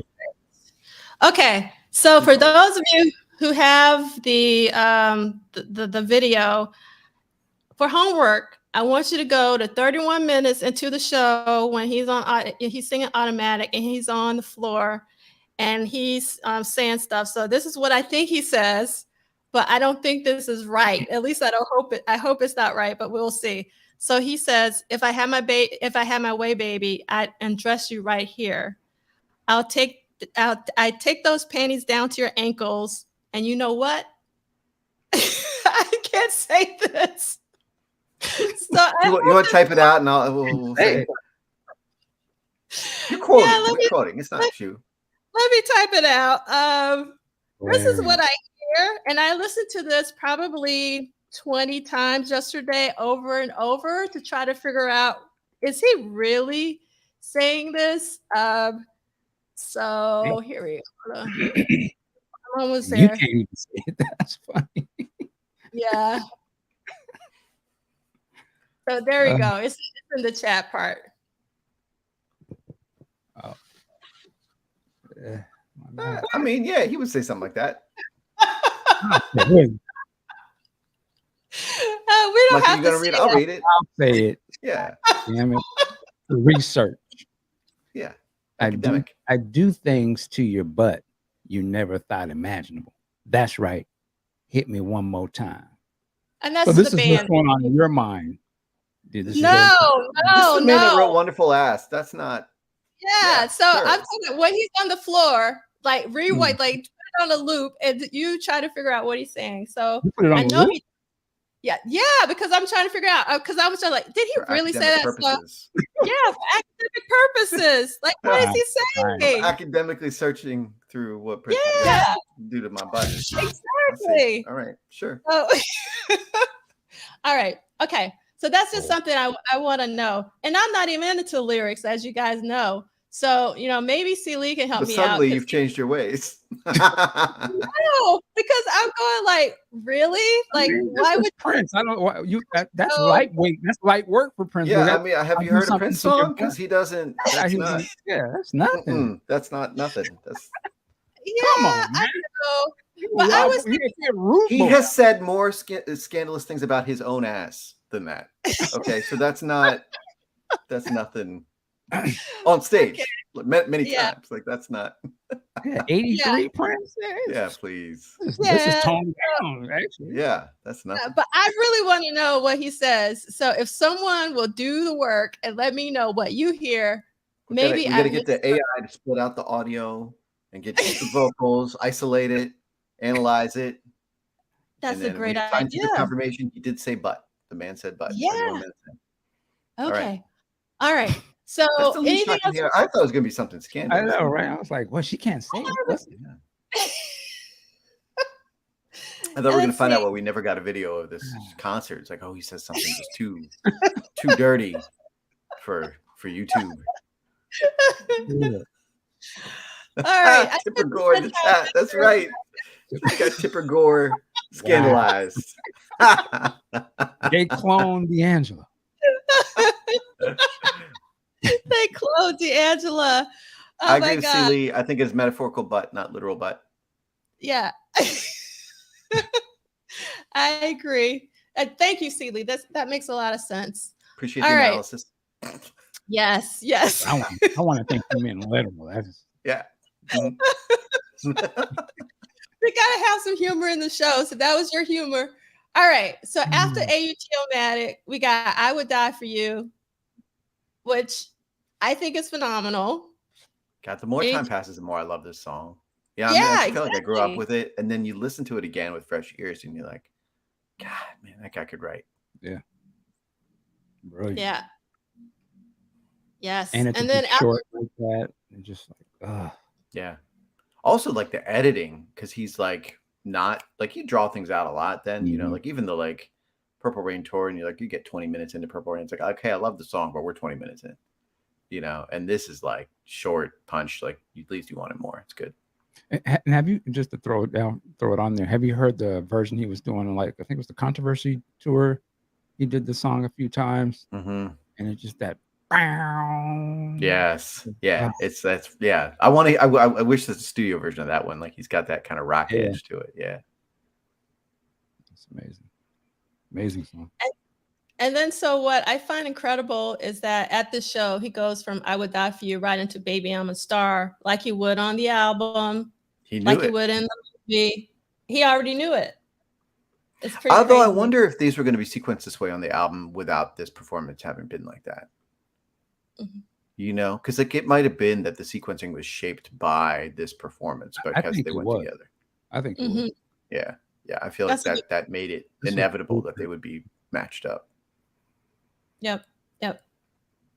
And Baby I'm a Star was around for a while, right? Isn't there like a 1982 version? Like there's an old version. Yeah. It sounds like I'm gonna get killed for this one, but it sounds like a Billy Joel song. There's a Billy Joel song that's got this kind of pumping piano part that was big around then. I don't know Billy Joel's catalog real well, but there's one like Moving Out or something like that. But he's got like this, like you can kind of hear, because Prince would like kind of take from anything. And I feel like he's like, okay, if they want to hear like upbeat piano jam kind of thing, like I'm going to give them a little bit of that. Somebody will probably in the chat know the name of the song, but there was like a really big Billy Joel song that had that kind of rhythm and pace to it. And then I think he, probably, I don't know if it influenced, but he would have heard it, and you never know like how he pulls things together. Who sings I'm Still Standing? That's Elton John. Yeah. But there's a lot. I mean, there's kind of a lot of those things that are like these like AM radio, like they're kind of white dudes doing their version of bluesy stuff. And they had hits from it. And like, I think he was definitely listening for like, who's got hits, And so I think that might have been in that mix. But I just hear that gospel bag just flipped out on a Prince sort of vibe. But to me, it's just that. Okay, this revival time. Yeah. And also the stops and starts, like the not done, like that's all the band cues. Like that's like, I really can work this band out that way. Because he wasn't doing that with the prior band. Like even the, 1999 tour had a little bit of that, but not like this, not the, doctor, like, the whole cues and everything. That's the Jesus is star. And that's Sister Abernathy in the front cutting up. Yeah. I mean, you see why he gave everybody tambourines, right? Like it's like that's Mhm. he set the stage for that. Baby I might go on a tangent on this one too. The versions of Baby I'm a Star he does in the last shows in 2016. You know, they harken back to this, but he has a dialogue about where he called out to Dr. Fink and say doctor, and instead he does it's a Ray Charles song too, but he says I don't need no doctor. And in that context, in that moment, knowing what's going on in his life, I mean, that's heavy. I always think that. And I hear this as like, this is the beginning of that. So this is the first show where we hear it. And the last show we hear it is the last show he does. And he's just in dialogue with 50 years of history with Ray Charles, but also what's going on personal in his life and this show and what he's talking about Q and the band. Like, it's just such a, you never know where those boundaries are, where he's pulling from and what he's paying attention to. Indeed. So I don't want to talk too much about Baby I'm a Star, because then I'll start talking about James Brown and then I'll go back into my James Brown rabbit hole. But I've been listening to the Baby I'm a Star on repeat all this year. And it was because of the Body Heat. Well, actually, I started listening to Baby I'm a Star last year because it just puts me in a space of work. You know, that to me is like a work song. The song you can groove on, all day, 24/7. And when I was really down or had no energy, I put on Baby I'm a Star, and it's just like, poof, it's just like, boing. It's crazy. But now that I'm listening to James Brown almost religiously these days, I have a lot more respect for Baby I'm a Star. Because I now understand what he was going for. I mean, so let me rephrase that. So it annoyed, and I said this before, it annoyed me at the time that Prince was giving reverence to James Brown, because I thought Prince should be original. Obviously he's building on the shoulders of James Brown, but I didn't think that he needed to be that overt. But now, actually, since this year, realizing the impact that James Brown must have had on Prince and Michael and everybody else and their mama, you should give James Brown respect. So, after all these years, I finally understand, why. But at the time, in real time, I was like, one, Prince don't do any covers. Two, Prince is super experimental. He only makes music that nobody else can make. Why is he making this pop, JB derivative music? So I didn't like Baby I'm a Star in real time. I was like, this is too pop. This is not Prince. I don't understand. Does not compute. It's so funny because I think we all wanted him to be in his own thing and not connected to the rest of anybody else's music or anything else in the world. And now I feel like there's so much more meaning in seeing those connections. It's like, oh, he was part of a dialogue. He was in connection to a community, and even the personal part of his stepdad taking him to that James Brown show that they always talk about, and is he reflecting on that? The same thing with KCU. All these things are what's in his life, what's in the moment that evokes him there. Because I had the same thing. I was like, I don't want to. He doesn't listen to anybody. He's not influenced by anybody. He's his own thing. Because that was the story he told us, and we wanted to believe that story, And instead of be like, come on now, come on. And especially you listen to some of the other artists that are there, and they're like, yeah, you're always listening. That's it. Both of what you guys just said, interesting points. Almost like, was it us, the audience's fault? I don't know if fault's the word, but to always expect that, no, we don't want to see any connections to anything. But the mystique. Doesn't true art, particularly like a legacy, it's important to see the connections of what puts this in context. So we can appreciate, when we look back now at those records, we can understand, like you said, now I understand why it's important to know what influenced Prince to do. I think it's telling he got there with musicology, where that was very explicit. That was the lesson that he was doing. The video musicology is him being James Brown and going to the James Brown show. And, and Macy was on stage with him. It's a direct, I think we talked about this at one of the, symposium, but the staging is the same as the 1968 show that James Brown does in Boston after Dr. King is killed, and it's this very explicit, James, the show that Prince went to as a kid watching James Brown. He's at the show himself, except now he's James Brown and Maceo's next to him, and the whole thing's there. And I think we gave him permission as fans to go with him on that by 2004, but it's a long 20 years. Like this point, 20 years prior, 21 years prior, he's like, I'm my own thing. I don't listen to anybody. And I think how much of that again was a reaction to 2 weeks after this, or 2.5 weeks after this, he's on stage with James and it doesn't go great. And so you have to, no, I don't have any influences. I don't have any connection to those guys. I'm my own thing. I don't do covers. I don't, you know what I mean? I think that's a real, and then why is it that as soon as he got free by his own words, he's like, I'm going to do cover songs and cover artists that influence me. And I'm going to go grab my Yodas and put them out, put them on. I'm going to go grab Larry. Yes. Shaka. These my princes. Yeah. So I'm putting them on. I don't think nobody say. Right. Matter of fact, the OG is hollering at me on some other stuff. I'm listening to OG. I'm following instructions. I'm at this point in life where I'm getting some instructions. I never listen to nobody. So I salute all that. That's what I said. I feel like if Sly had been in the place to be well at that time, it would have been Sly. And Larry was like the closest he could get, you know, not that he didn't also love, you know, Larry, but I think it was just that like what these people represented to him. And also Shaka would have been around, like talking about Sunset Sound. I mean, these songs, some of these songs are recorded at Sunset Sound. And, you know, Shaka was there at Sunset Sound when he first goes and, you know, he's starstruck by her. Right. And so, yeah, I think it's just definitely that sense of like, when does he admit that he's in dialogue with centuries of tradition and composition and culture? And when is it I came out fully formed and learned from nobody and nothing and I'm my own man? And, you know, and both are true, but it's interesting. And just to be throwing there is because you're on your James. And the fact that Prince was a lover and respect for the culture enough to say, you know what, go on and slide Clyde and them this money so they can take care of their situation, because I grew up listening to that in James records and we owe him. So that's and keep that out the press. I mean, so it just goes to show that he was always connected on stage and in the pocketbooks. Yes. Slide OG that money. He's good. You ain't got to tell nobody about that. When we find out about Clyde Stubblefield, anybody you want to talk to. Yeah. Yeah. So after Baby I'm a Star, he performs Little Red Corvette. And like I said previously, the crowd just went wild. You hear their excitement. Again, this isn't anything new. I'm not a big fan of Little Red Corvette. Never have been a fan of Little Red Corvette. You just like to hate the popular stuff. Yeah. I'm not a pop person, really.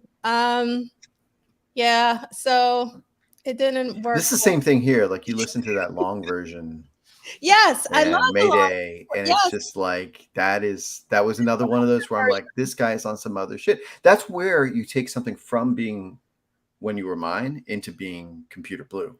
Yeah. When you go from the radio edit of Little Red Corvette, not just the album version, but to the 12-inch version, and you're like, yo, how did he turn a When You Were Mine song into a Computer Blue song? You know, like that was like, man, I'm gonna go there with you wherever you're going. That's crazy. But the thing is, like, even with that 12-inch, Anil, I used to skip to the part where it started. The breakdown starts? Yeah. And I knew, I believe you. I knew where to put my needle, because I was like, I don't need to listen to that. And then, that's me. Anything you guys want to say about Little Red Corvette, the performance of the August 3rd show? No.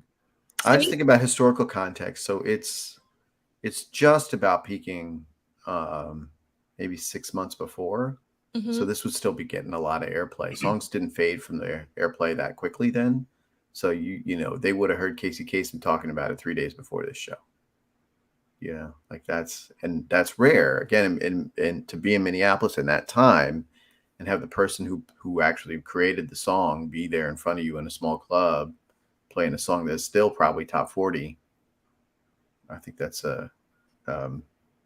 got to be as exciting as it gets, right? And that yeah. And then also, like, at that time, songs lasted longer than they do now. Mm-hmm. Yeah, they would stay on the charts a long time. Yes. So after Little Red Corvette, obviously we have Purple Rain, and we have Wendy basically doing, you know, her debut you know, strumming those chords, being on the stage, being in the spotlight, you know, for that time. And like the intro goes on forever in the actual August 3rd, you know, in terms of those opening chords. And it's pretty incredible watching him actually perform that. Like to me, it was actually moving, and I didn't expect it to be moving because I've heard Purple Rain so many times in my life, but I hadn't watched the show in a very long time. And it was really moving seeing, you know, this really young Prince doing that. But I have a question. There is, unfortunately, you're going to see me go through some of my slides because I have a lot of them. Like I said, there is this quote, and I can't find out where it's from. It's quoted by everybody, but I can't find the origination. I never believed this thing because I always saw this quote and it didn't sound like, I never heard Prince talk about an albatross in my life. I read every interview, watched every videotape, whatever. It doesn't sound like him. I mean, I'm not saying he couldn't have had this sentiment, especially at the peak of the Purple Rain tour or whatever, but this one always seemed like not real, at least not a way that he felt over time. Because I mean, we saw him say on stage, on film, decades later, "I love playing this song for y'all. I will always love playing this song for you. You know, it makes me happy to play it for you." And he said that a lot. No, I know, and it's just like I just wonder where is this coming from. So it must not exist. It must be a hallucination, a hallucinated quote because I can't find the source. So another homework I wanted to put out there: if you could talk to some of your, you know, scholarly friends and try to find out if this quote really exists, because I can't find it. And you would think, I mean, it's quoted a lot in other articles, but they don't source. Yeah, You know, like I think it's the kind of thing non-fans like to cite about him. Yeah, Mm. it's an interesting quote. Right, because there's a lot of writers that are like casual. They don't really know his voice or how he thinks. Like he just doesn't talk about his work that way at all, good or bad. Yeah, Like you know, it's like I'm always like I if I want to hear new music, I listen. I make my own. You know, like you know, he had these sort of set of tropes he would go to, and at most, if he's talking like, you know, I'm glad that people liked that. And this is what we're doing now. I mean, that's always what he said, basically. yeah. It doesn't, like you said, it doesn't sound like his voice. So I think it's El DeBarra said he thinks he means the Purple Rain project as a whole, not the song, possibly. But I don't know. You know, okay. Yeah, but I'm trying to figure out if he actually said it. Right. I mean, maybe at peak burnout at the end of that tour and trying to get onto Around the World, he might have had that feeling. But it also doesn't sound like the kind of thing he'd say publicly. I think he manicured his public persona so much at that time. Mm-hmm. I think we have to see the context of that full statement or whatever that. Yeah, what but I've never found a full context. I've looked too. Yeah. Like it doesn't exist as some, like, you know, oh, here's the article in Rolling Stone and he says Right. that thing or whatever.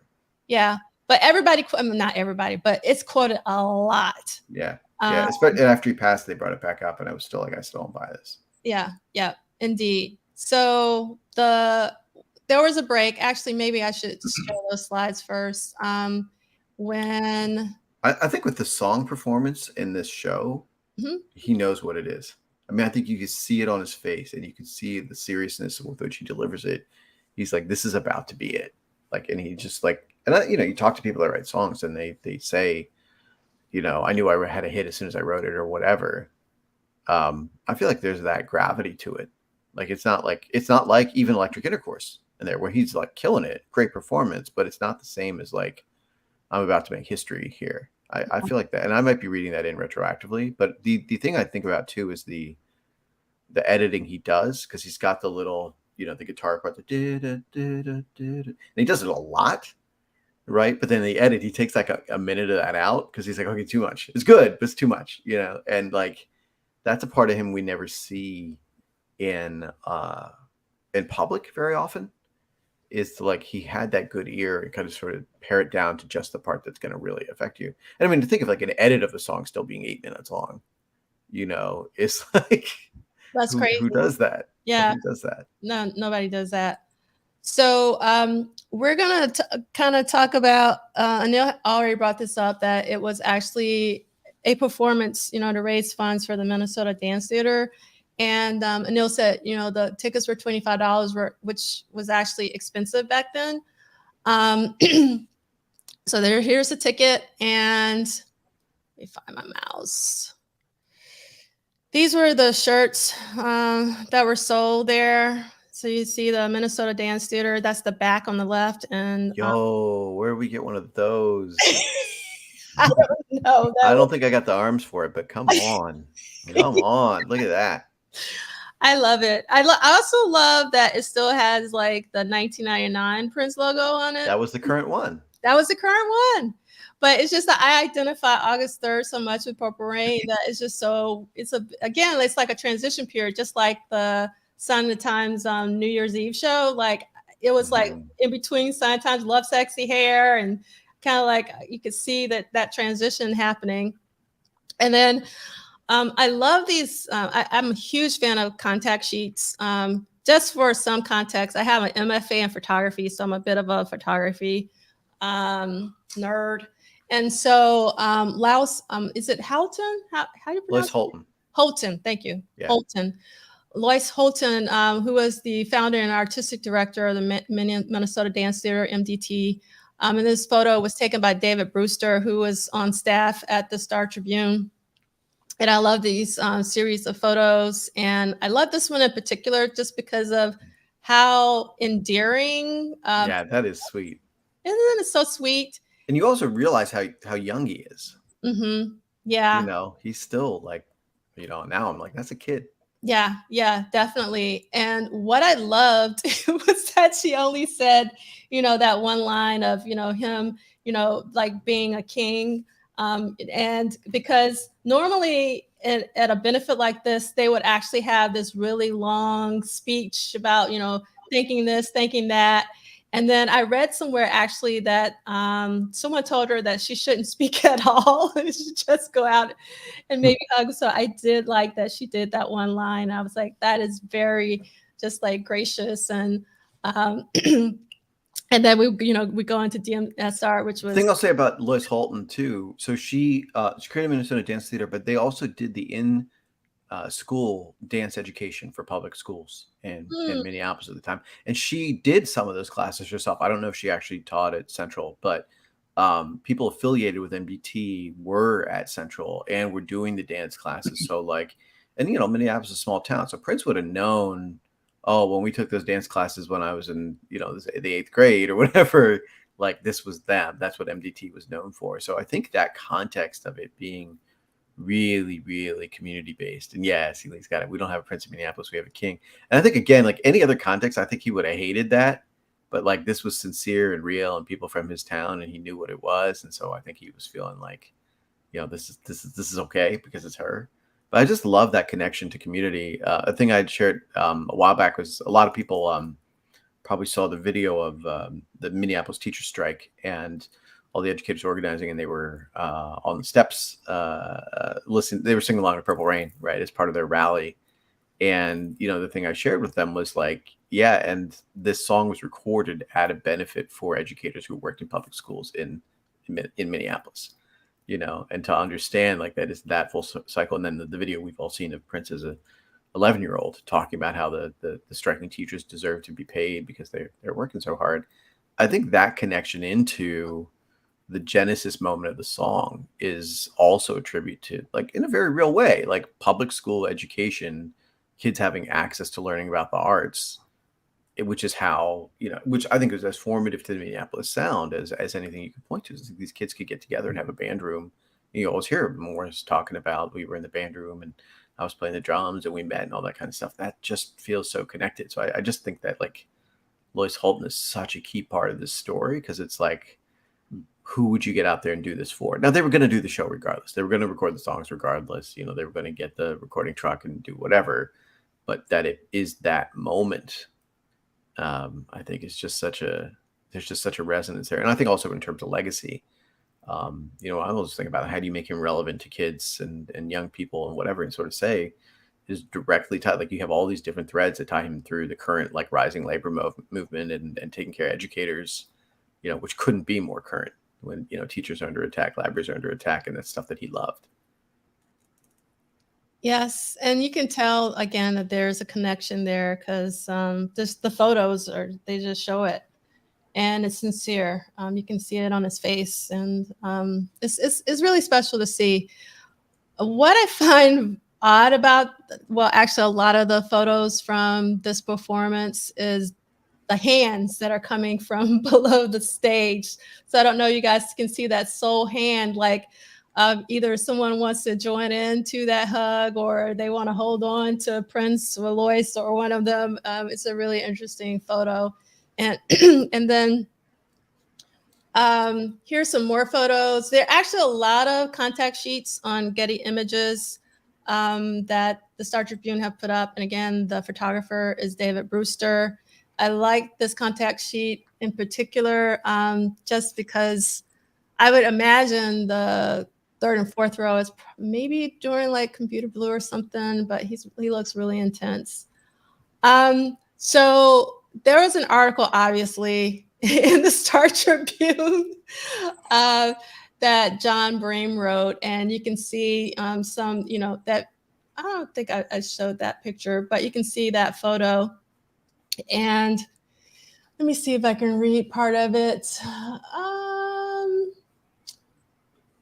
What's really interesting in the John Bream article, it says that it was 1,100 people, but obviously that could be wrong. And it says at $25 per crowded First Avenue for the benefit. It was an evening of contrast, beginning with the dancers performing works by such as Sir Frederick Ashton, and I can't see the other name, but they actually perform a song. The dance company performed a song to Prince's DMSR before Prince came on, which I thought was really interesting that Prince still did an encore with DMSR despite the dance company also performing to DMSR during the same day. Now, what's interesting about this article, I don't know if you guys can see my mouse and you can't, in the bottom left-hand corner, talks about the time. It talks about the time. Yes. So I actually found this article more interesting about this little blurb about the time than I did about the August 3rd show. So I'm going to read. They talk about Lewis and Jam in this article. I always remember that. I was like, who's Lewis and Jam? That's I never heard of them. Yeah, so I'm going to try to read it. So it says, although there has been no official announcement, the time has apparently been trimmed to just singer Morris Day and guitarist Jesse Johnson. Bassist Terry Lewis and Jimmy Jam, Nee Harris, have departed from the Twin Cities hit-making R&B band known for such songs as Cool and The Walk. Lewis and Jam, it sounds so funny. That's not right. Yeah, Lewis and Jam have been writing and producing songs for such nationally known soul artists as Gladys Knight and the Pips, the SOS Band, and Climax. And they have decided to move to Los Angeles to further their behind-the-scenes work. No word yet on the plans for former Time keyboardist Monte Moore or drummer Jelly Bean Johnson. So it's a lot in this little clip here from. It's interesting that the time drama was that big a part of the story. Yeah. So I wanted to read that. And then here's another little clip. And the only reason why I wanted to show this clip, because it's a short one, and this was posted in the Tennessean in Nashville, is the last sentence, which says, the new album will be a soundtrack for a still untitled film Prince wrote a treatment for and will star in with Vanity 6 and The Time. So, this is a point where, again, we didn't have any social media. People didn't know what was going on. And, I guess like right now, everybody thought, that maybe wasn't in Minneapolis, that, Vanity and Vanity 6 would be in the. This article does not mention Purple Rain. It's one of the songs that's premiered. Yeah. Yes. Is that cool? That is pretty cool. Because literally, if you describe this show to anybody at any point since then, right? And they're like, yeah, and something else. Yeah, that is wow. So Computer Blue, and I love that Computer Blue comes first. Let's Get Crazy. Yeah, let's be the remix. I Would Die For You and Electric Intercourse. There you go. And nothing else. There you go. It's like Yep. No Baby I'm a Star and No Nope. Purple Rain. And man, you got hits when they can leave those out. Pure organic. Like this is what hit that person who wrote this. That was it. Yeah. Yeah. And Well, it also means that's probably what his PR sent out. That was the list, right? Because they weren't at the show. Tennessee's not at the show. I see. So yeah. Oh yeah, it does say UPI. Yeah, that's right. So I wonder who's the UPI reporter that's at this show. That's good catch, Kim. That's the sort of question. Is like, what went out on the wire? We should be able to find that. We'll do that. yeah. And let's see. Okay. So this is one of my, we've seen this photo so many times, but I can never tire. It's an all-timer. This. Yeah. The side eye, it looks like to me. It's like, I got this. Every time I see this. And I love, I'm assuming Lewis and Vaughn did his outfit. I love this outfit because it's still reminiscent of Controversy and Dirty Mind, like with the spikes on the shoulder. And it's transitioning into the Purple Rain style, but it's not there yet. It's not there yet. Yeah. And then I just love his hair. It's still like, I loved his Controversy hair. He sweated it out. You could tell he's working. Yeah. I just loved it. And again, this is one of my hand photos that I love. I don't know who the photographer is. If somebody knows, please let me know. I think this is a wonderful photo. What song is this though? I always see this photo and I'm like, what's the song he's saying one in? Because they're all doing it in the crowd too. Yeah. I Would Die For You. I think it's I Would Die For You, isn't it? Like So they were doing it the first time they heard the song? That's wild, right? Like think about it, you go to a show, you never heard the song before, and now you're not only singing along, but you're doing the choreography too. I think this is from I Would Die For You. Someone correct me if I'm wrong, but if I have to go frame by frame through the whole show. Yeah. That's a great shot. And again, here's some more contact sheets, and you can see Wendy and Prince here. Love these shots. And we got to shout out. Wendy is 19 years old. Yeah. Yes. That's crazy. And she'd never played at a show like in front of a crowd before. That's crazy. You can imagine, just real quick, if there was a Wendy today that was playing like that, be dominant. I mean, that would be, they would boost that to the top, off the top. Well, like, or would they give her a shot? Or would they give her a shot? Because they'd be like, we don't want you to play. We want you to dance, or we want you to, Well, I'm just saying the fact that she could play and she was playing soul funk, and she was a white girl. Yeah. Please, that would be. Yeah. But I mean, it's also like pretty much every member of the Revolution. I think you could go and say, I mean, except maybe Bobby, but like I think everybody else, you could be like, you could go and do that, and that would be a whole act now. But Wendy, I mean, she had that charisma. Like she had the charisma and the star power. And again, love Des, but like he wasn't trying to be that. But like she could be a front next to him, and I think that's a tough slot. They would have made her the Eminem of Minneapolis. She would have been the Eminem. I mean, wasn't that? I mean, they tried to do that. Margie Cox, like all these. I mean, I think they did try to do that. They did try to make the who's going to be the white face of Minneapolis funk a bunch of times. I mean, I think Prince was like kind of thinking about that for St. Paul. He would have been the Dr. Dre. He did the music and put her out, and they would have made her the top star of the game. She got heat. But I mean, is the family not that? Well, I think if they'd saying with Wendy though, as a 19-year-old white girl that can play. But Susanna looks exactly like Wendy. It wasn't much older. Right, but she wasn't playing. That's what I'm saying. Could play guitar and could do all that stuff. That's true. That's true. That would be on some other stuff. But I do think there's an aspect of him that was like, well, when you talked about let's get that Duran money and let's get, all that kind of stuff. I think there is a little bit of him that's like, yeah, let's go. And, and we know like there was an aspect of him including like such visible white artists in his act that was like, yeah, they respected their talent, but also he knew it was going to open the door. And Wendy could write. They could produce. That's what. So they was awesome. Mother. They were. No, that's true. That's true. Yeah. Let's not act like it wasn't producing, making up some good stuff. Yeah. No, they did a lot. They did a lot of the work. So Anil, the answer is AUTO-matic. It's an AUTO-matic. All right. I love it. Yeah. And that's the reason why I love doing these book clubs and our Saturday salons, because I get corrected all the time because we crowdsource and make sure everything I'm is gonna get the correct. move. I gotta get. Yeah. So, all right. Okay. All right. So I'm not going to read this, but Zach, actually, I wanted to read a little bit, but maybe not. Maybe I'll read it next week. So Zach actually writes 3 times about Purple Rain, and this is actually Zach Hoskins on the DMSR, Dance Music Sex for Romance blog. And I'm going to read a little, just one quote from it, which was, let's see if I can find it. Of course I can't find it, so I'm not going to read that. Okay, so I'm going to go on to the next one for the sake of time. We already talked about that.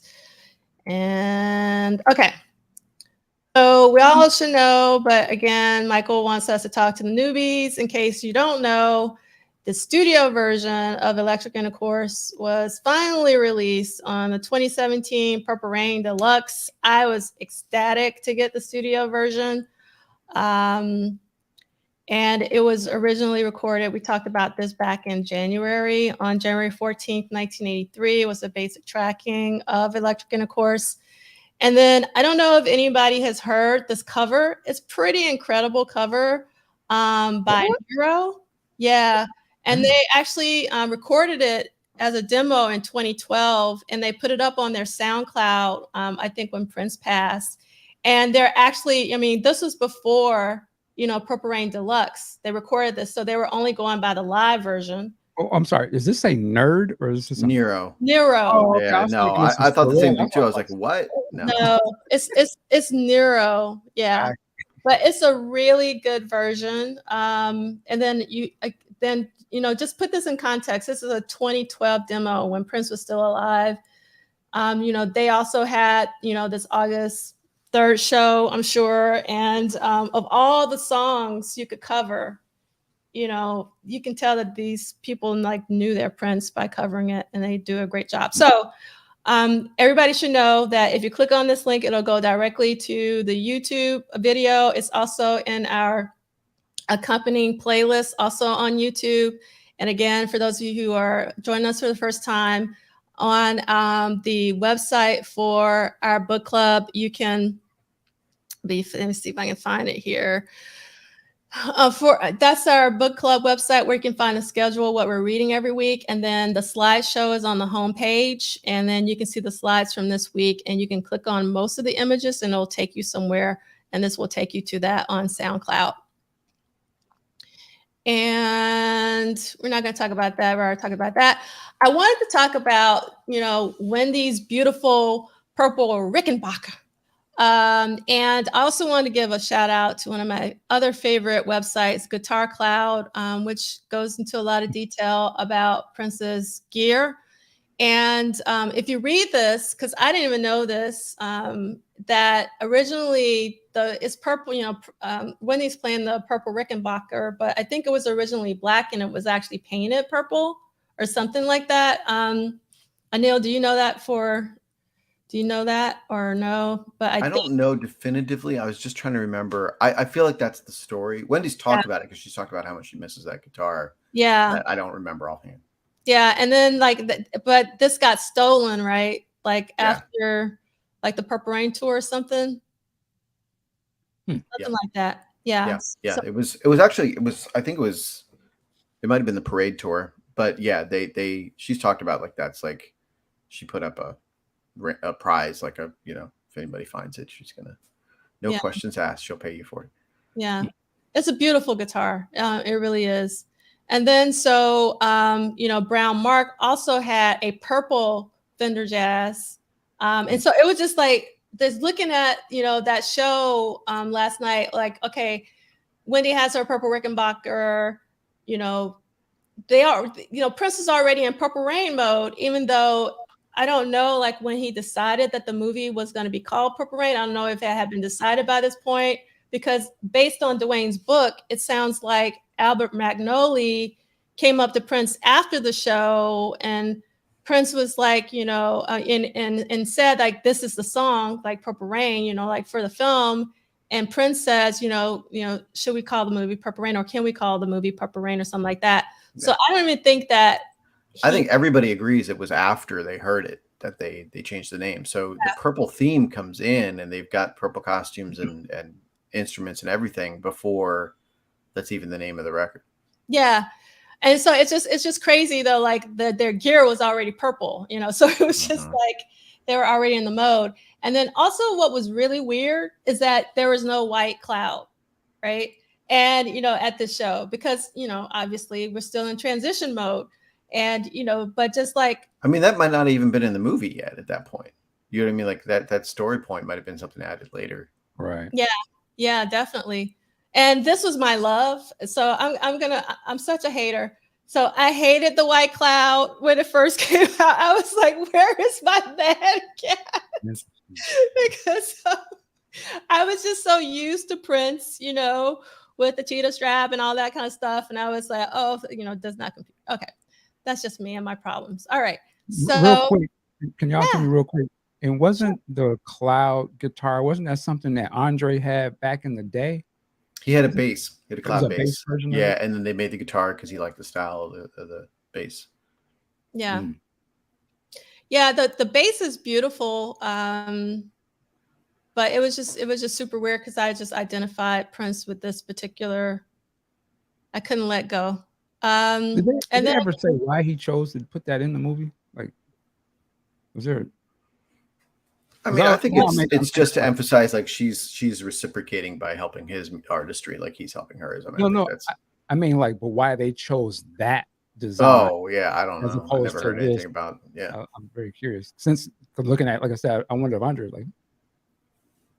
Oh, okay. I would bet he probably was already interested in like that iconography of that thing, and then they were like, "We need to give her something to do, so let's use the guitar he got." Because I do recall the guitar was made separate from the movie, like it wasn't made for the movie.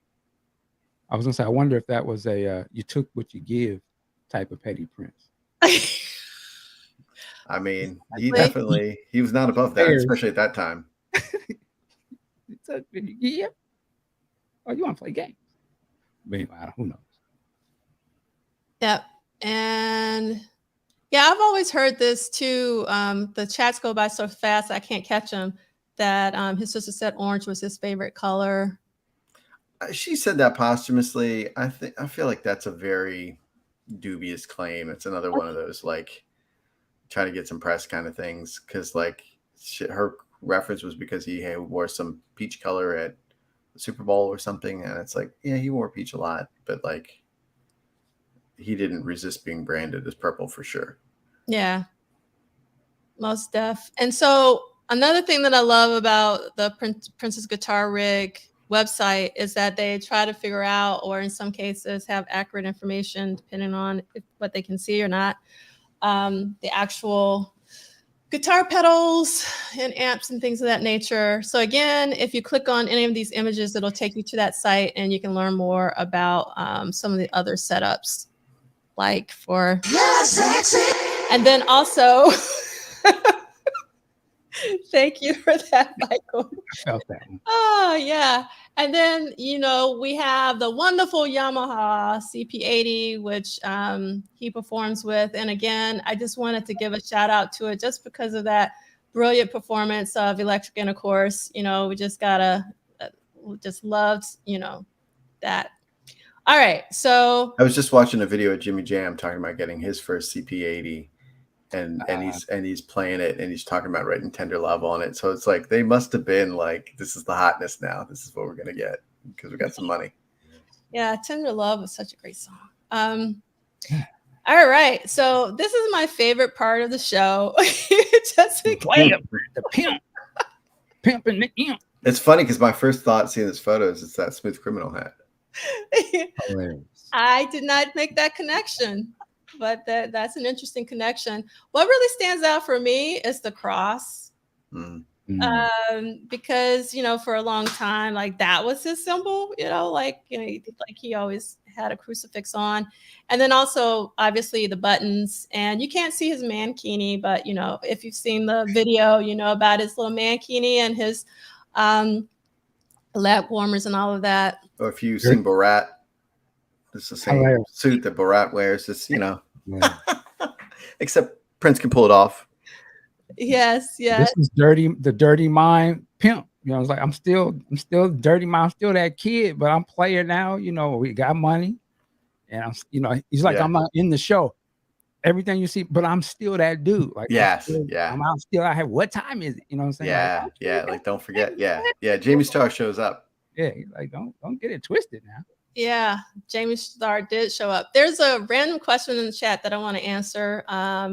So Prince shot the Second Coming project during the controversy shows. Like, it was supposed to be, in my opinion, it's a precursor to Purple Rain in terms of having like narrative bits based around concert footage. It would have been, I guess, more akin to Sign of the Times, the film.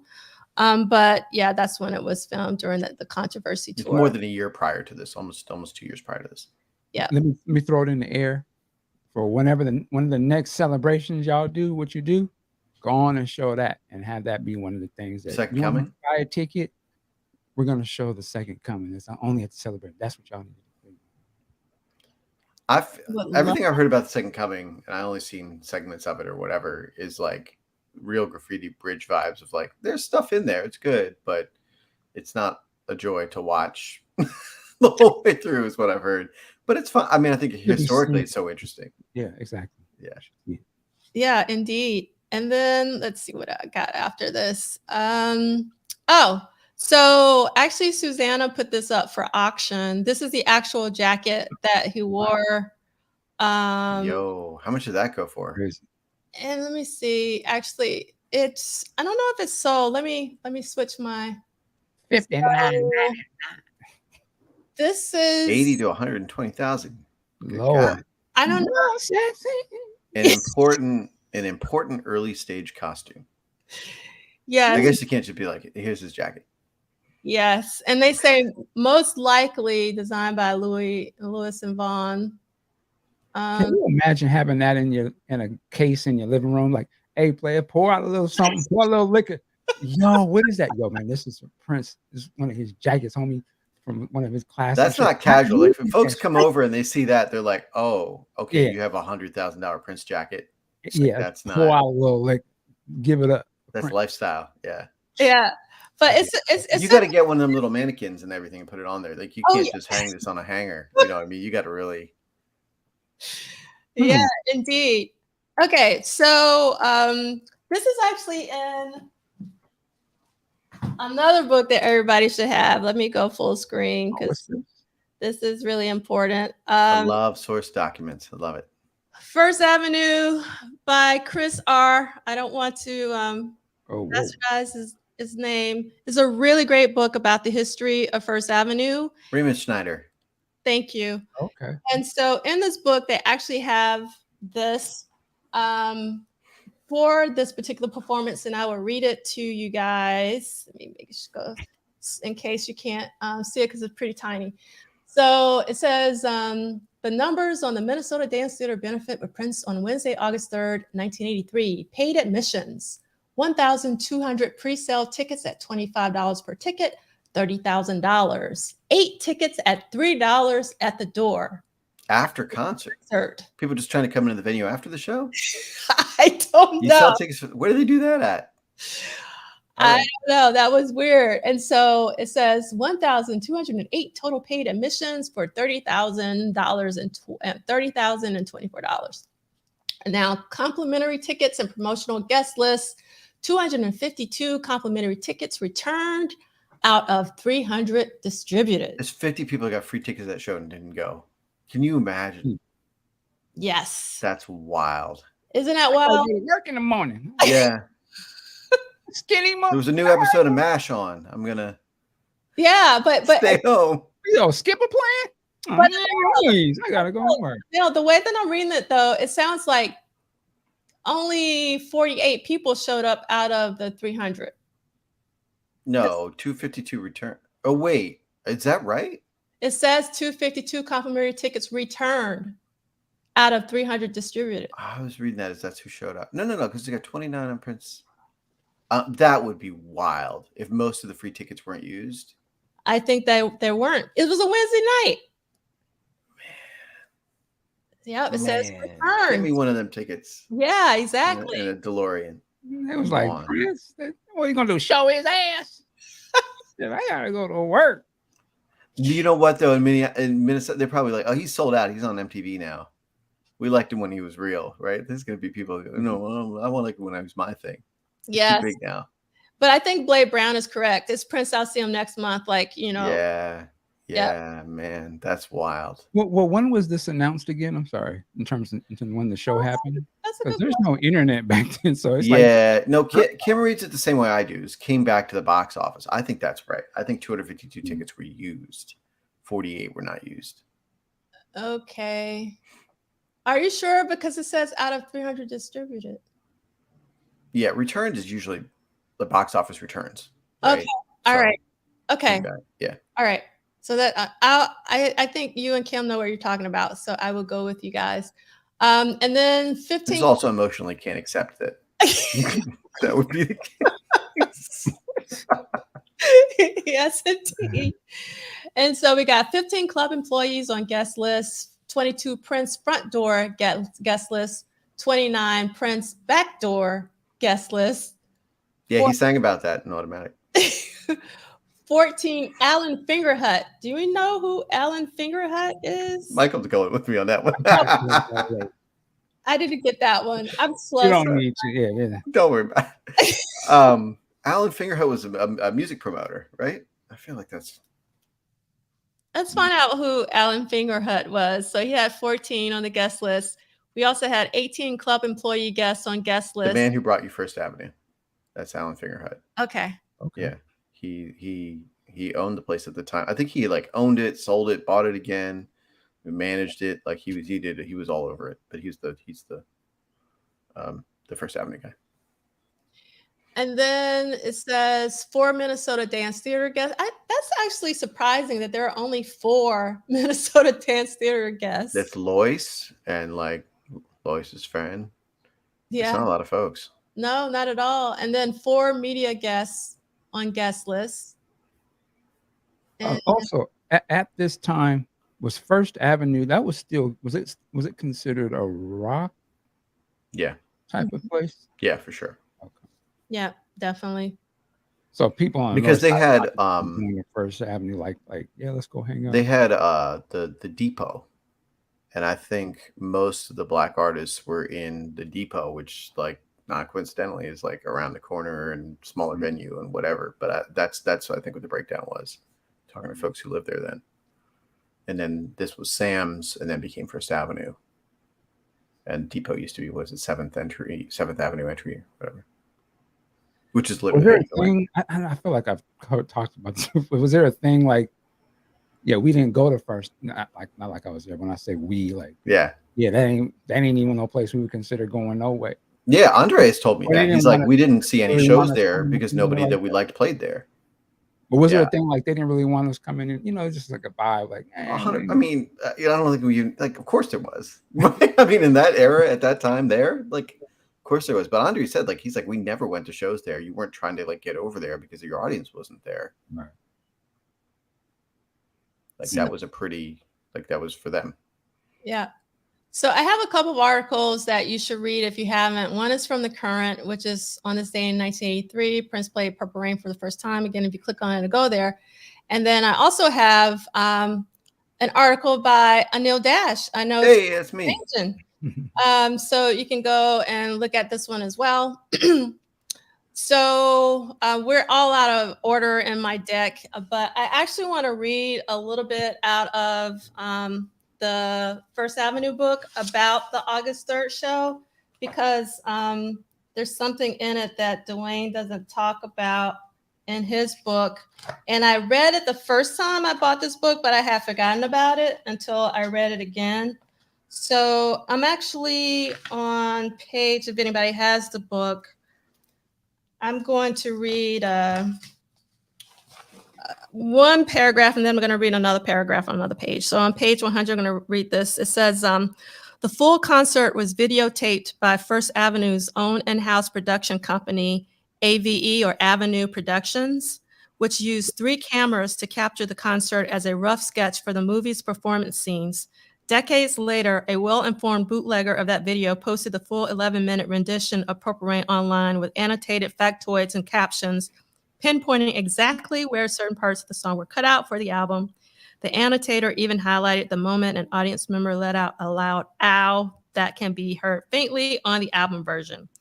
Throughout the full concert video, a bootleg version of which also exists, you can see a lot of the same stage tricks, dance steps, and rock star movement that will later appear in the movie. Everything from the hand gestures and "I Would Die For You" to the kiss Prince plants on guitarist Wendy Melvoin's cheek just before Purple Rain crescendos into its glorious finale. Now, Anil, do you know anything about this annotated video that they're talking about? Because I had never seen Yeah, there was a that. Facebook video that went around. It actually, I think it was made before he passed, but then got another sort of wave after he passed. And it was a European fan had made it. I apologize because I don't remember. I believe it was somebody in France, but people kept sending it to me because I'd written that piece that you linked to, and and I guess he cited it in that or quoted from it or something. It's good. I mean, I think it sort of talks through all the stuff we sort of talked through. For me, it came right after, like it got shared with me a lot right after Prince passed. So I was like, I don't want to see this right now.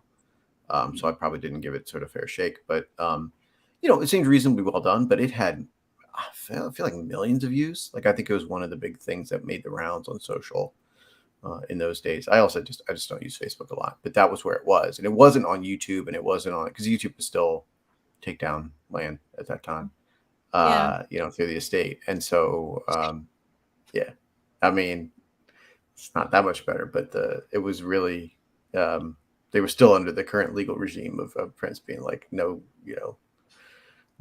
tolerance. Anyway, so yeah, I think it just incorporated a lot of these sort of the things that anybody who's talked about this show says about the show kind of stuff. And the stuff that, especially that Susan Rogers has shared. I think she had a lot of shaping the narrative because she was the only person in the camp that talked about any of it for a long time. Yeah. So yeah, that was sort of it. Sure. So I'm going to read a couple paragraphs that are really important to me. So from this book on page 103. Okay. Bobby Z looks back on that night as the highest of high points in the room. When I hear the record, I could put myself back into that moment on that stage, that smell and that heat and that summer, that whole journey of what First Avenue is about, Bobby said. That was just, the band clicking with the band leader, the most incredible band leader. We know that now. History tells us that. The greatest coach, general, band leader, everything you wanted, he had. And he hits those guitar solos in Purple Rain. They were real, and they're captured for real. Nobody ever did anything like that before. So when you're behind that, you're inspired to rise up to a kind of a superhuman level that only Prince can give you, because he's the closest thing to supernatural I've ever seen. I love that quote from Bobby Z. And I'm going to go on. There's so much love there. Which, it's so much love. That's the thing, is like that comes through is really special. Yeah. And it also just communicates how special Prince was to Bobby Z, but how special he is to us, because I see that, through his leadership, through, all of his bands, including the Revolution. Okay. On a more down-to-earth level, the drummer, Bobby Z, also came close to heat exhaustion that night. It finally subsided when he got out of the club to visit his brother David Z in the mobile recording studio after the set ended. I remember opening the door of the truck and feeling the air conditioning, Bobby said with a laugh, recalling being a little jealous of his brother's cozy setup and feeling proud when David looked at him and declared, "You guys were great." David noted another reason to envy his recording job inside the truck: meeting Sheila E. So Sheila E. Sheila was in the air conditioning. Yes. Prince brought her into the truck and said, "Can she sit in here with you?" He recalled. This is David Z. David also remembered that during and after the concert, everyone in the truck was just cheering, saying how great it all sounded. Now, this next paragraph is in Duane's book. Well, the quote that they're going to talk about, but we probably won't be able to read as much as I had wanted, if at all, in Duane's book, because there's a lot in there. So I'm going to read this here. While he was known to tirelessly comb over recordings late into the night, Prince apparently rested on his laurels after this one. I don't know about that, but never Maybe mind. they just mean he went to bed that night, which he didn't usually do. Yeah. As David remembered, I walked out of the truck and Prince pulled up in his black BMW, rolled down the window and said, "How'd it go?" I went, "It sounded great." And just then a girl stepped off the curb with a trench coat and opened it up, and she was naked underneath. Prince goes, "No, don't do that." And he rolled up his window and drove away. So that was really our conversation after the concert. He didn't listen back that night. Maybe he knew he nailed it. Well, there's a lot there. But I know, exactly. It's a lot there. can I just say real quick, that whole thing with the young lady that approaches him like that, to me, that is so telling to the effect of Prince that he had on certain fans at that point. Like they would feel beholden or bold enough, comfortable enough to come to some place outside their house, butt ass naked, with a trench coat, because that's where he was, and then wait for him after a show outside in Minneapolis. The logistics, the supply chain effort, because or at the very best case, you were going to a public restroom at a nightclub to take off everything under your trench coat. That's the best case scenario. That is a lifestyle decision. And what was the mindset for the young lady? Like, how is this about to go? Show him, and he's gonna take me, or I'm offering my. Like, that's some wild stuff. Like, where we had, and also he lived. It was a dude and it was a female. It would have got hauled up out of there. But I wonder if Prince. My point is, I wonder if Prince in that moment was like, "Whoa, this." I wonder if he just had a thing. I'm pushing the line too hard. Like, I didn't realize things are changing. Yeah. They're willing to do this. Like, and he's like, "Whoa." Like, you might think I was going to tell you. But also, that was probably not the first time that he'd encountered this, and you don't yet have. I mean, because I think part of what he goes into with by the time Sign of Times, whatever, is like you see, as people are talking about in the comments, like the AIDS panic comes, all this kind of stuff. People weren't feeling that yet. Right. People are like, "Oh, I'm straight. Maybe it won't get me. I'm in the Midwest, and maybe this doesn't apply to me or whatever." So like you're still having a very different mindset, about how you're thinking about those things. And I think he feels that very acutely because I can't imagine that was the first time somebody came up to him and was like, "I got nothing on under here," whatever, because he had that charisma, he had that star power. He was already on MTV. He already whatever. He just did a show where he ends the show where he's stripped down. Like, I'm ready to get it popping. Exactly right. So like, what else are you going to take away from the guy who's on stage in his underwear? They're like, let me one up him, right? And so I think, I think he knew he was pushing those buttons, but definitely, I think why he has such a strong pushback by the end of the Purple Rain tour is like he didn't want to be like that Beatlemania. You're ripping my hair out and tearing your clothes off, throwing your drawers on stage, whatever. I think that's a real reckoning, and why he had that ambivalence about it. And that lady, that's y'all's grandma right now. That's right. Yeah. These older princesses you see on, that's them back then. They was getting, that's how they got down. They was going to these shows. That's right. That woman is 61 years old right now, and she's telling her grandbabies about like, "Do you remember Prince?" And she's probably also saying, "You need to turn off that Megan." And well, grandma, y'all was out there naked, offering yourself to this brother. Yeah. In the snow. Well, that's the thing, though. It's August and it's hot. Because I'm like, it's always cold in Minnesota. And I'm like, no, it is hot. Literally everything I've ever read about that night, people are like, it was hot. It was just hot. I need the. So maybe she's just cooling off. You don't know. I need the core 4. I put in a request. I need the core 4. Which y'all call it now? My bad. We call it for you. FOUR for you. The for you. I'm just calling it the core. I need the core 4 breakdown on that mentality and that part of the Prince where the women was coming ready.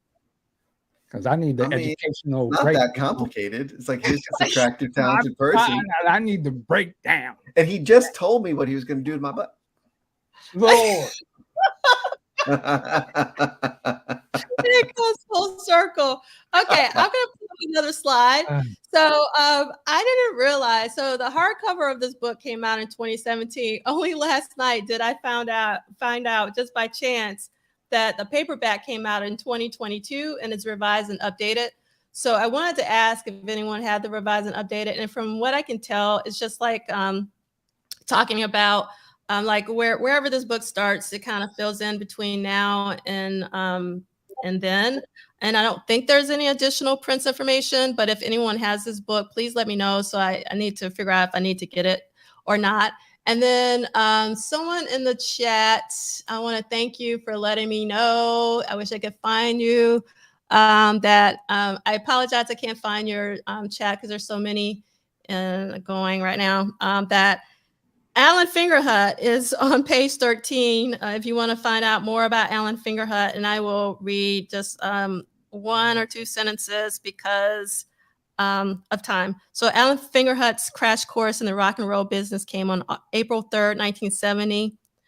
Before I was born, I had the ripe but emboldened age of 26. Nearly 5 decades later, the story almost seems scripted for dramatic or comedic effect.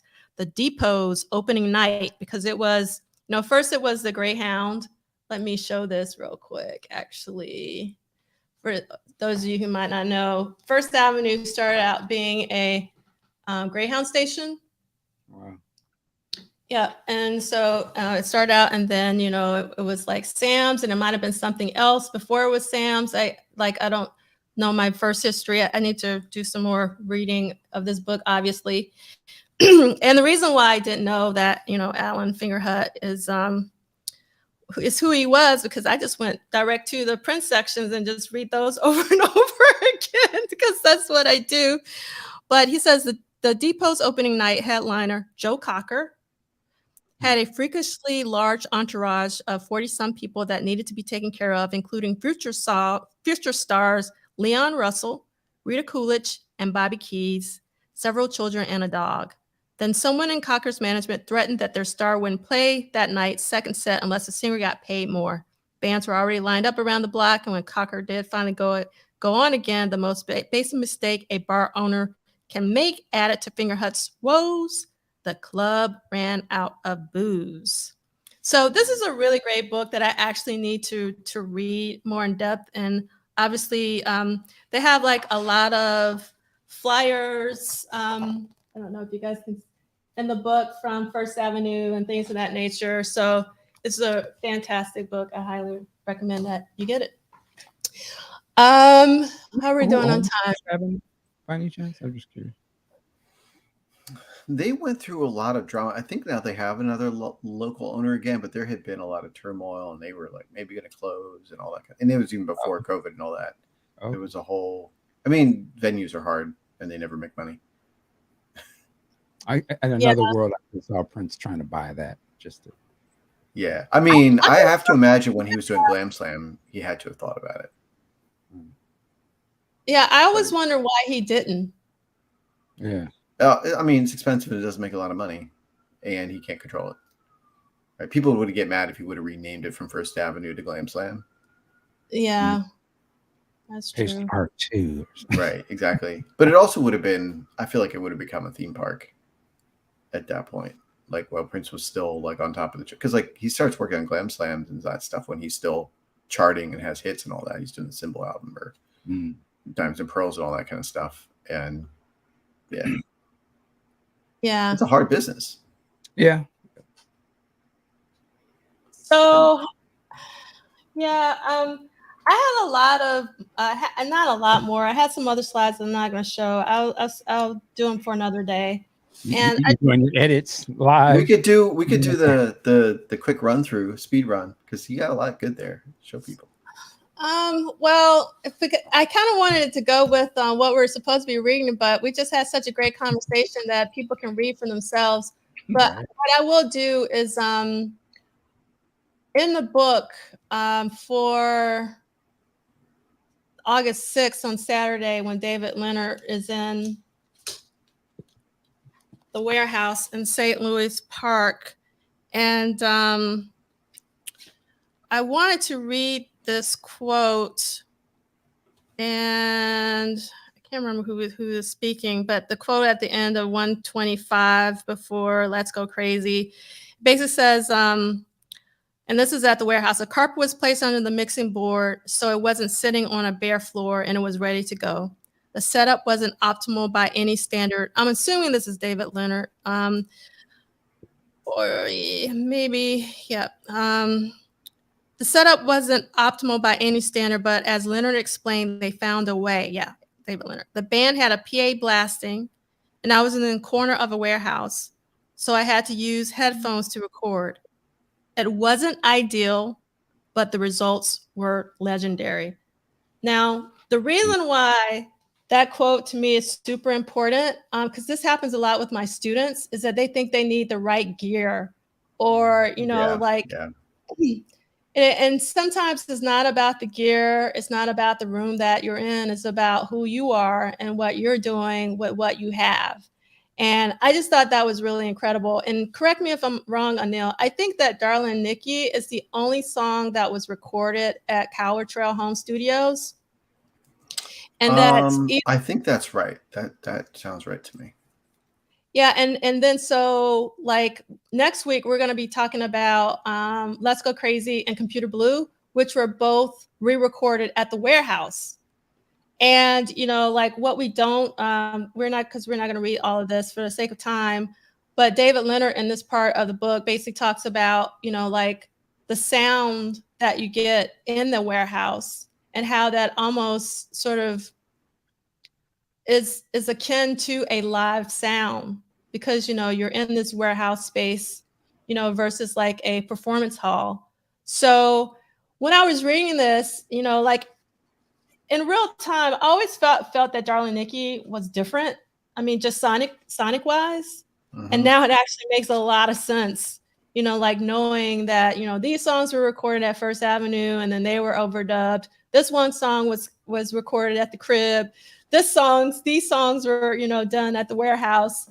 It's really interesting the way that they're able to craft the album with those different sound scenarios. So one of the things that we talked about last week, if you guys remember reading in the book, and if you're supposed to be keeping up with your reading, and so if you're not, you should be. So last week we talked about how.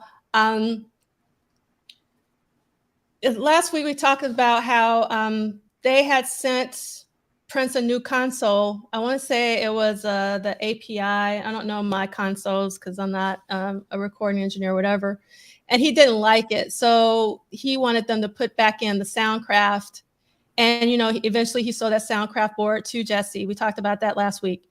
This week, you remember, they had put this console back in the box. And so this is that console that they put back in the box is the console that they put in the warehouse in order to record these songs. I just think it's funny, like, I don't like this, I don't like this console, send it back. But then he ends up using it, for the most critical album of his career. I just think but it's also because they still probably remember being broken. It's like, you don't just throw away expensive gear. You got to do something with it until we sell it. Let's going to use it. I think that's that thing of like, one of the most expensive things you do as a starting out musician is like your gear is so expensive. And yeah, I think he's still in that mindset. It changes by the time he gets to sort of Paisley Park and all that, where it's just like, spare no expense. Let's go all in and get the best of the best. But I think at this point, you spend the kind of money to get a console. You're like, I better use it. So yeah. That was his managers saying, Prince was like, well, I don't like the sound of it. Throw it away. Okay. And the manager, keep the change, get the change. Yeah, exactly. Right, who's got a truck? He'll like you next week. Just get the kid what he wants. Yes. So I have these slides of that I found online of someone, Nate Johnson. I don't know. He might be someone that I should know, but he posted these photos from Sunset Sound, and these were from 2019. So it was like, this is Studio 3.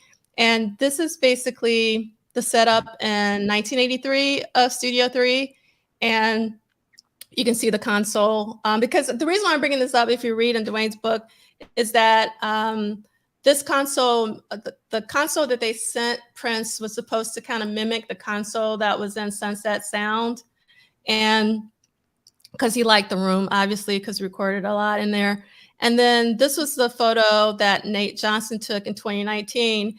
And I just thought it was just so cool that it seems like, not much has changed between the 1983 photo versus 2019 photo, except for the chairs. So if you had like... Yeah, they really didn't mess with it.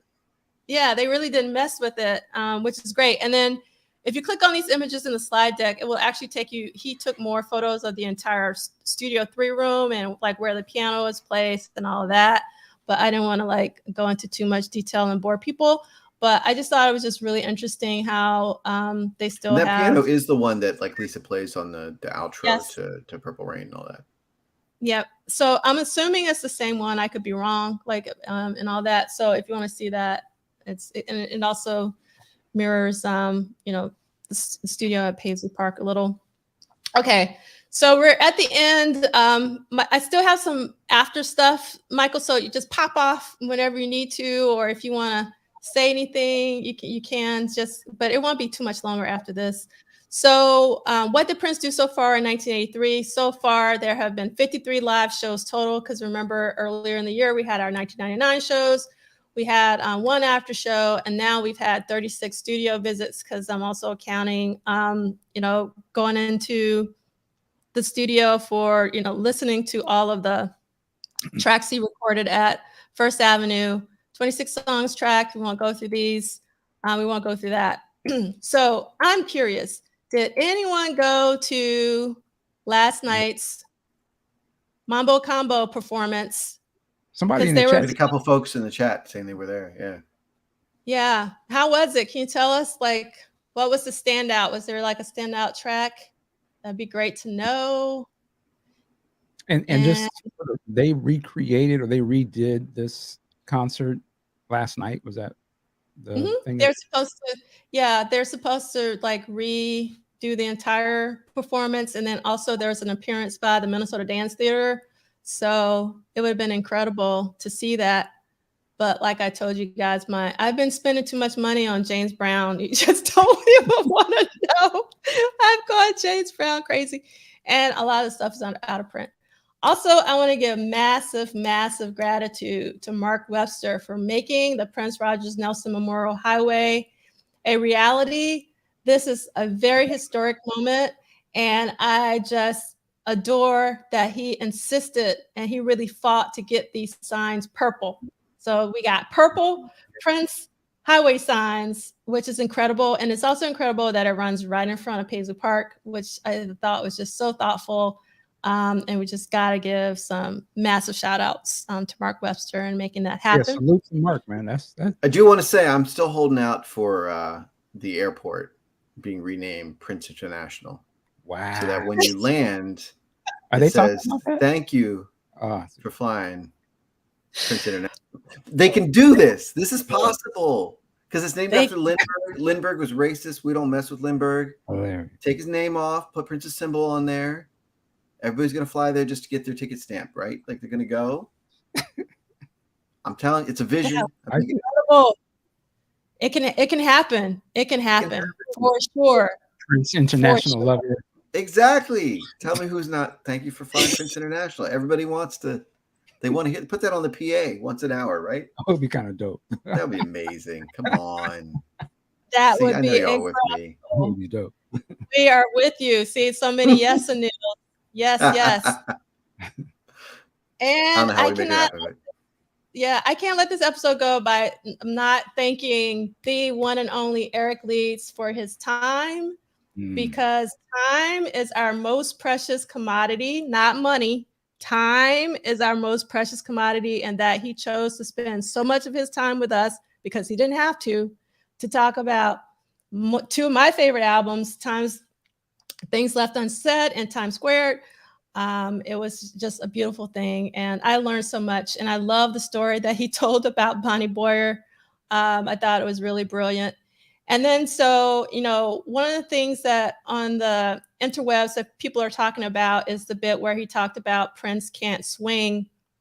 And so on Twitter, Ruth chimed in, and I really loved her comments, and I wanted to actually read them really quickly. And Ruth says, haha, easy now. His brain was fast, meaning Prince, and he wasn't able to chart quickly. He could, just not interested when he could play instantly, record, and give it to someone else to do. But to say he didn't know how isn't accurate. I've seen some charting he did for Boom. Then she goes on to say, I know he said he couldn't read or write music, but that's because he didn't do it well. People scoff at his ability to play instruments. We had a convo about it. Basically, he can play any and every instrument you can put in front of him, but if he doesn't play it well, it's not in the CV. And so I thought it was really important because there was a lot of conversation about that. And then I also want to let everybody know that last week I didn't have time to make the accompanying playlist for last week because there's so much to add, but I have added everything in there, including the Foo Fighters cover version of Darling Nikki. Thank you so much, Arthur, for that, as well as a lot of other stuff, a lot of the other Eric Leeds interviews with everybody else. And then for this week, I do have the company playlist ready to rock. So for those of you who haven't seen the First Avenue show, you can go on the interwebs and find it. And then also WCCO released this week some new footage of Prince performing. I want to say it was Computer Blue at First Avenue. It's just like a wide shot that I had never seen. And the video quality is actually quite good. It's the second one. And then there's also a clip from WCCO about them installing the Prince Rogers Nelson Memorial Highway sign, which is really special to see. So if you want to see that, and then for those of you who may not have heard the hallway speech version, which is also on the deluxe edition of Purple Rain, you can also get it there. And I have to add Nero to the playlist because I thought I had added, but someone is telling me that I hadn't. So thank you for that. And then next week, we are going to be reading pages 125 to 132. We're going to be talking about Sunday, August 7th through Monday, August 8th. And it's actually going to be a do not miss episode because we're going to have a very special guest. And it's one of those occasions where if you miss it, you're going to be upset because you won't be able to interact with our very special guests. So you might think about what we're talking about right now. So that might give you some clues of who might be coming. So thank you so much, Anil. Again, time is our most valuable asset. I got hair flying around everywhere. Thank you so much for being here. It means so much. And I thought about who could talk about the August 3rd show. And I was like, Anil, of course. I appreciate y'all having me, and I'm so grateful you do this. It's such a joy to get to watch, let alone to be on it. Yes. So I was trying to make it to 2.5. So we went over a little bit. So I hope everyone has a great day. No, Just Rules. It's not Jill Jones. I would love for Jill to come on, but no, not Jill. Have a great Saturday, and we'll be back next week for week 32 of What Did Prince Do This Week? You want to take us out, Michael Dean? Yeah, ladies and gentlemen. Work it like a job. We'll see you next week. Peace. Thank you. Bye.